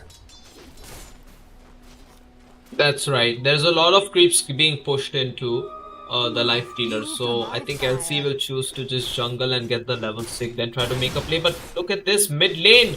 The Earth Spirit, he's gonna take heavy hits coming from the Silencer and the Lina. And finally, Silencer and Lina, they're gonna be jumped. Pulse Nova is there. The Frostbite. One more hit for the left track. It will do it. That will put an end to the Teach Me Dota killing spree. Crystal Maiden running for her life. She's very low on HP as well as mana. Doesn't want to die there. TP coming in from the Magnus. So that is gonna leave Naga Siren free to do whatever she wants. But mid tower, it's gonna be hammered by the two melee heroes from the bottom lane who have shifted their attention on the tier 1 tower. Yeah, let's see what's gonna happen, because Naga Siren is literally making a lot of problems. Like he's troubling. A lot She's of farm, troubling yeah. Team Ragnarok, right? Look at that. She's right now leading the last hit chart, right? She has surpassed Life Stealer. She has surpassed Lina as well. So things are not looking good for Team Oh, mid lane. Ragnarok. The duel gets thrown out, and that's gonna be the first set of duel damage claimed by the LC. Avalanche being thrown out, but the Split Earth is gonna catch Tiny. He's not gonna be able to escape. Oh, the runaround is gonna be a turnaround instead. And Standin 5, they get 2 instead of that 1 Crystal Maiden. I think it's still slightly in favor of Ragnarok, because they took that 1 tier 1 tower at mid. But Nagasaran is getting free farm, Is so under attack. fairly even, I must say, looking at the map. Oh, You know bottom what? lane. Ragnarok. Not good. Lina is down now. Naga side, and Ragnarok, they have to somehow nullify Naga Siren effect. They have to somehow get some kills over Naga Siren, or Naga Siren is gonna go solo carry, right? A team standing 5. It's like they have Naga Siren instead. Uh, you know, they do some amazing work. We have seen them, do some Oh, mid crazy lane stuff with that silencer. He's been anti-mage. jumped by 3 heroes. Dead. That was Sorry to fast. cut you off there. I mean, there's kills flying across the map. Everywhere. We are unable to keep the track of so much killing, so much roaming coming from both the teams. Yes, again, so much killing coming up, coming up from both the teams, especially standing 5. I was not like expecting such a comeback from their side, because they started off on a, I think, a low part, because as long as I remember, Team Ragnarok, they got an early start, they got a good start, but right now it doesn't seem good for them. It's like they are on the back foot. They do have the goal lead, but they do not have any killing lead, right? And especially that Naga Siren, that's like it's gonna be hard to counter that Naga Siren, I must say. I just realized one more thing. Nagasaren, even though she is leading the last hit charts, the next 3 heroes are closely Lina up front with Lifestealer. So next two heroes at least, it's gonna be on the side of Ragnarok, and then it's Leshrac, and LC is slight in the Magnus. So I would still say the lead is intact for Ragnarok, but not by a big margin. Because with that lead, if you die, that's when the lead starts to crumble, and it crumbles quickly. So that's the thing that Ragnarok need to be careful about. We have seen this happen in game 2, but game 4 it might be a different story. Of course, game 3 was clean coming from the side of Ragnarok. That was one of the fastest games of the series, as far as I remember. But invisibility rule and duel at top, RP, it's gonna be casted, but he's gonna be instantly silenced by the Earth Spirit. Oh, the rolling boulder now, it's gonna stun, but two heroes stun, slam to the ground with the RP, and global silence will be the bane of them, only for the Leshrac to fall. So what looked to be very favorable is completely against Ragnarok, because they lose their Magnus over there. And Leshrac, he died alone in the jungle at the same time. So Naga Siren got some kills. And now Lina is dead as well. How could you miss that? Things are not looking good. Things are not looking good for Ragnarok, right? Because they cannot win like this. I think Standing 5, they've got a crazy hero lineup, and that's what. Oh, mid lane, Tiny in trouble. Oh, Magnus. He did try to save him, but he was a little late, and again another kill going in the favor of Team Standing 5. Akash, I believe Team Ragnarok. Dire's middle tower They need a is big under attack. jump, right? They need to sprint from this moment onward. They need to farm hard, and they have to win a big Right. fight. They have to, especially they have to kill that Naga Siren. Otherwise, it's going to be impossible for them to win. Yeah, actually what happened is they tried to kill the Naga Siren up top. The commander, she got an omelette. She's trying to put a duel on the other hero at top, right? But there was a great silence coming from the side of Earth Spirit. He used his geomagnetic grip brilliantly to stop the Magnus from RPing first. And the RP came in late, and it came at the same time as the global silence. So it was slightly strange coming from Ragnarok, because the sync was something that the Earth Spirit dismantled for both of them. It was something planned like, oh, I will RP first, and then this global silence will be the follow through, and it didn't work out. But yeah, Earth Spirit, he might be the hero who can silence these heroes in time. And the smoke is gonna be popped. In the bottom lane, they will try to go for the Legion Commander, it seems. HBK now leading the charges with MNZ. Let's see how it goes. They're gonna run into each other, Radiant's but will bottom they tower commit? is under attack. I don't think so. Dire's middle tower is under attack. Radiant's I don't know. top tower I'm still confused what's going to happen. In the meantime, when you take a look at Lina might yeah, Team Ragnarok needs Lina a lot, because without Lina, Team Ragnarok is done for. So they have to work something out with her. They have to work. You're right. They need to think about a strategy where they can use their synchronized attacks to take care of some of the opposition leading heroes, because especially Naga Siren and Crystal Maiden, and with them is that Earth Spirit, they are dominating pretty good. Yeah, I would say the biggest source of damage for Ragnarok right now is Lina, and she simply needs to be careful of her positioning until she is safe from the duel, or she's safe from the Leshrac being running at her, or Naga Siren catching her, Frostbite coming from the Crystal Maiden, that sort of thing. So that's the only thing that Lina needs to be more careful about, because she has the backup of an RP and a life stealer. Oh, look at this RP and the follow-up infest damage. It's more than enough. They take down the Naga Siren. You were saying that the Naga Siren needs to die if Ragnarok needs to continue to proceed further. Guess what? One step ahead, they will take the Standin 5's carry down. Naga Siren, RP used, infest used, 2 ultimates, they'll take it. They want to stop her from farming that quickly. Wow, that was a great move, because again, Akash, I was saying that they need to take care of Naga Siren, and I did mention that they need to work together. They have to synchronize their movement. They have to synchronize their attacks if they want to take down Naga Siren, and that's what they did. And those three heroes It finally almost felt managed to like they somehow. heard you from the mic. Like, oh guys, we need to kill the Naga Who knows? Siren. Who knows? Clashing is mentioning to kill the Naga Siren. Let's go.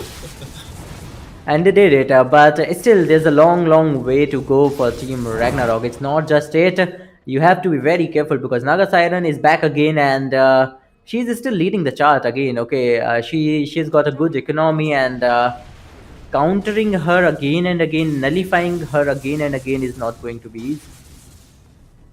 That is correct. I mean, you kill her once, that's alright. Your spells are on cooldown, there is no teammate nearby. Surely the Naga Siren is dead in that situation. But after that, when she continues to farm, is there a follow-up shutdown? Or is there some calculation that, oh guys, you know what?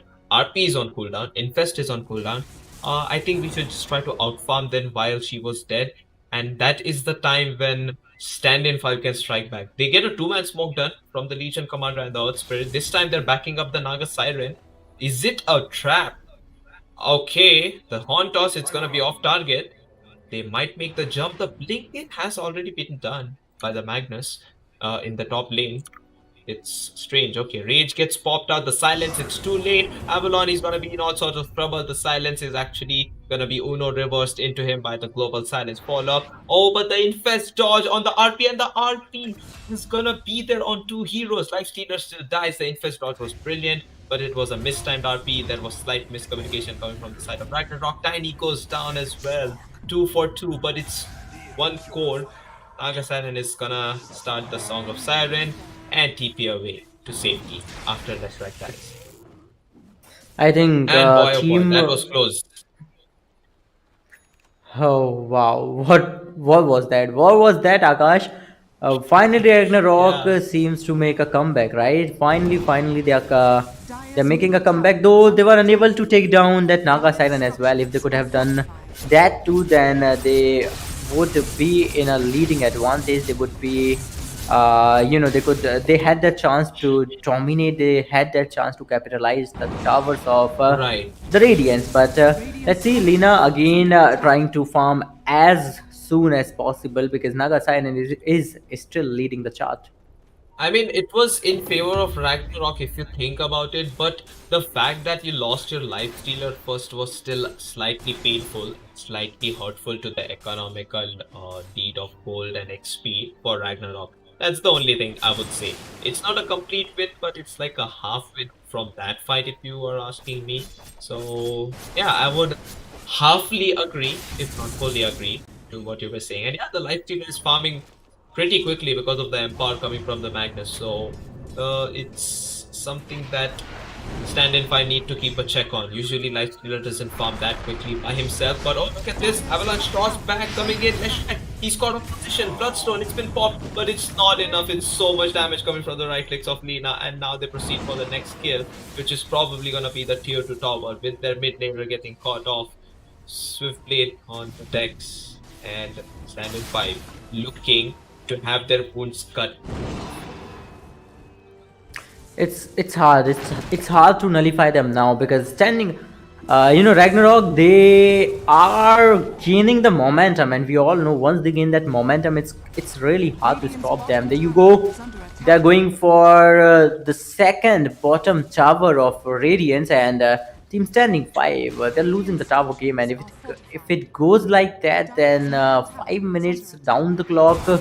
5-10 minutes more, you might see that team, Ragnarok is dominating team Standing 5 completely. Yeah, I would suggest the fact that Swiftblade getting caught over there on his Leshrac. And that's your mid hero, right? He's only on 97 last hit. He doesn't had the opportunity to run at them, and Legion Commander didn't have an easy lane. So it's, you could say it's 2 lanes lost technically, only not a big lead. But at the same time, it's not easy. Oh, there's a fight breaking out. It seems. Avalanche toss back once again. The catch is there. The Bloodstone core is gonna fall. Naga Siren, she's gonna make a run for it. Crystal Maiden, how strong are you? Oh, just 3 hits coming from the life stealer. The damage is huge. It's brutal. 2 kills for the side of Ragnarok. This time Ragnarok are looking to the next objective, which is Roshan. And how will Standin 5 stop them? Is under attack. I have no idea. I have no idea because, as I said, that 5-10 minutes down the line, and you might you might see that a team, Team Ragnarok is dominating, and right now they're going for Roshan, and if they get the Roshan, they'll gain that Aegis of Immortal. There you go, Aegis of Immortal coming up for MNZ, and from here onward, Team Ragnarok, they have a good chance that they can make a comeback. And Naga Siren, they have to nullify Naga Siren any way possible if they want to make a comeback and if they want to take advantage of this momentum they have gained.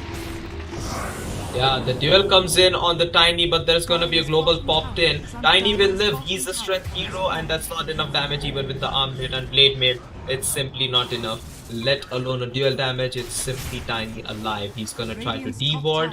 He's not gonna find any observer mode here, but they find the Crystal Maiden. The Avalanche is gonna cancel her freezing field. The RP, it's not even needed. They go for the next one, which is the Ghost Sceptering Earth Spirit. Can he run away? Life Stealer, he will pop his rage. Naga He will Siren. continue to run at the Naga Oh, Siren. Naga Siren. But the RP catches Naga Siren as well as Leshrac. Oh, what a beautiful play coming from the Magnus. And this time, the tip favor has been successfully returned, and one Woo! claim the team wipe. Final one to fall is gonna be Leshrac. Unbelievable Dota coming in here from the side of And Ragnarok. and Just again, sensation. as I said, sorry to cut you off. As I said, 5 minutes down the clock, and the team Ragnarok might dominate the game, and that's what's going on. They have just pulled a team pipe, and look at that. They are right now already onto the inner buildings. They will destroy Oh, the them, Crystal Maiden, she's destroy gonna get barracks, caught and and everything she's can something change. gets blown up.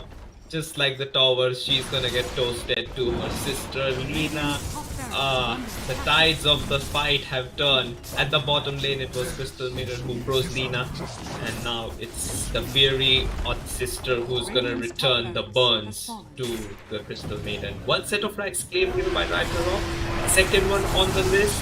They're gonna try to make a play here with the Orchid, but the Laguna damage is more than enough to just delete Legion Commander. There's even bigger fight going on here in the Infest. Its damage is too much. And at the same time, oh, Skiver not gonna connect, but the Avalanche toss back this time. They catch the Naga Siren even before she gets the mirror image. 2 more hits from her, 3 more hits. Oh goodness gracious, this is looking bad to worse. Tips coming in once again for the Naga Siren, and no buybacks available. That is a fast game of Dota, even for the stakes of grand finals. If you consider, okay, Magnus, he's gonna be thrown into the fountain by the Earth Spirit. He's gonna kick him as if he's playing the FIFA World Cup himself. At least something to be happy about and something to celebrate, even through the loss. And this is looking second set of racks claimed, very close to the victory. Ragnarok, they can feel it, the toss back, oh the blade mail, but the rage is gonna allow him to pierce him through. 3-man silence, 3-man slow, not enough. Earth Spirit, he's dead, he buybacks. Another one. Oh, this extended fight, it never ends. Finally, the bloodshed has come to a stop. Step by step, one by one, Ragnarok. They have destroyed almost all the buildings, and there you go. Bottom lane barracks, they're about to get destroyed as well. Look at the HPs of the players, but they are not backing off. Heroes are not backing off. They are just Oh, pushing GG has forward, been pushing called. inwards, and This killing is- one by one. Congratulations. And yeah, Oh, this is GG. gonna be Ragnarok, your champions for ASUS ROG Showdown series. Congratulations to them. It's 3-1. It was a close series, but not in the game 4. Congratulations to Ragnarok. Congratulations to the second place the- runners-up of the tournament who had a great run. Of course, they had a difficult bracket in the semi-final, Standin 5. We have a applauding moment for them as well. Will be down to give out a good send-off. It's the end of ROG Showdown series here. Start clashing. I'm sorry I did give you quite the moments to talk, but it was a lot of action happening, and of course, it was a celebratory moment for both the teams, right? Yeah.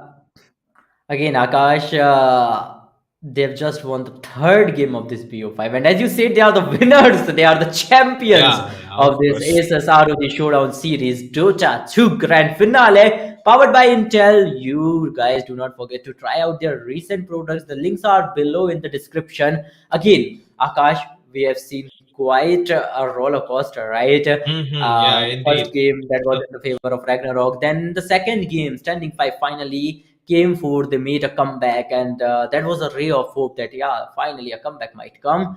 But then in the third game, Ragnarok, they made a comeback, and in this fourth one, I believe they start. The early 10 games were in the favor of Standing 5, if I'm not wrong, right? But tide Yes, changed correct. after Correct. that 18-19 minute mark. After that, Team Ragnarok, they just Uh, pushed in, they I barged would in and say dominated. like after that one specific fight at the top lane, where their Where four lifestealer to died, five and people after died. that they lost Yeah. their Leshrac, and Tiny started tossing heroes backwards. It just proves I don't know, this Tiny hero is just a magical hero. Like Yeah. whichever team gets this hero is probably bound to win it with a support. Okay, not maybe not with a core. It's probably not that strong because you want to wait in trees and throw the Aghanim Scepter trees, but yeah, long story short, congratulations to Team Ragnarok. They are your winners, and they will take the first place. Second place goes to Standin 5. And of course, the semi-finalists who were so close to make it to the grand finals, specifically the first semi-finalist who lost to Standin 5. Uh, Maybe perhaps next time with more practice and more Dota, but yeah, start clashing. How do you feel about this overall journey? I think Ragnarok were the favorites, and they have proved why. So definitely a very celebratory moment for them. Yes, indeed, a very, very celebratory moment coming up for them. And as you said, Team Ragnarok, they were the favorites from the very beginning in this tournament because they have Yes. proved themselves again and again, time to time, tournament by tournament. And again, in this particular tournament, they have won it. They are the champions. It's like super amazing, right? And it's like we were expecting this, right? But Standing 5, they did retaliate a lot, and I have mad respect for them, man. They are like super OP, but I mean, this we is it, had an ladies and inside gentlemen. story, right, which we can reveal to the audience or the spectators. Like we discussed, what was the prediction for the finals. Yeah, I think Start Clashing mentioned that it might be a 3-0 for Ragnarok, and I said it might be a 3-1 for Ragnarok. So turns out I beat and you on that one. no, no, no. It's One just of one our game though, but management. you were close. Uh, I mean, okay, these things it's just happen. a Things happen, but speculation. We don't know what the players are gonna pull yeah, off. So yes, indeed, indeed. But again, thank you so much, ladies and gentlemen, for joining in. But this is a sad but a happy end for Ragnarok, especially. But happy sadly, ending this is indeed. the end. Yeah, happy ending indeed for both the teams, right? Standing 5, they did a great work, and they are number 2, right? Which is great. But this is the end of this SSROG Showdown series, Dota 2 powered by Intel. Thank you so much for joining with us, and we'll meet you guys in some upcoming tournaments. Maybe in So be some there, upcoming stay there, tournaments, maybe in future. and wait for more Dota action. But for now, thank you so much for joining with us. Bye.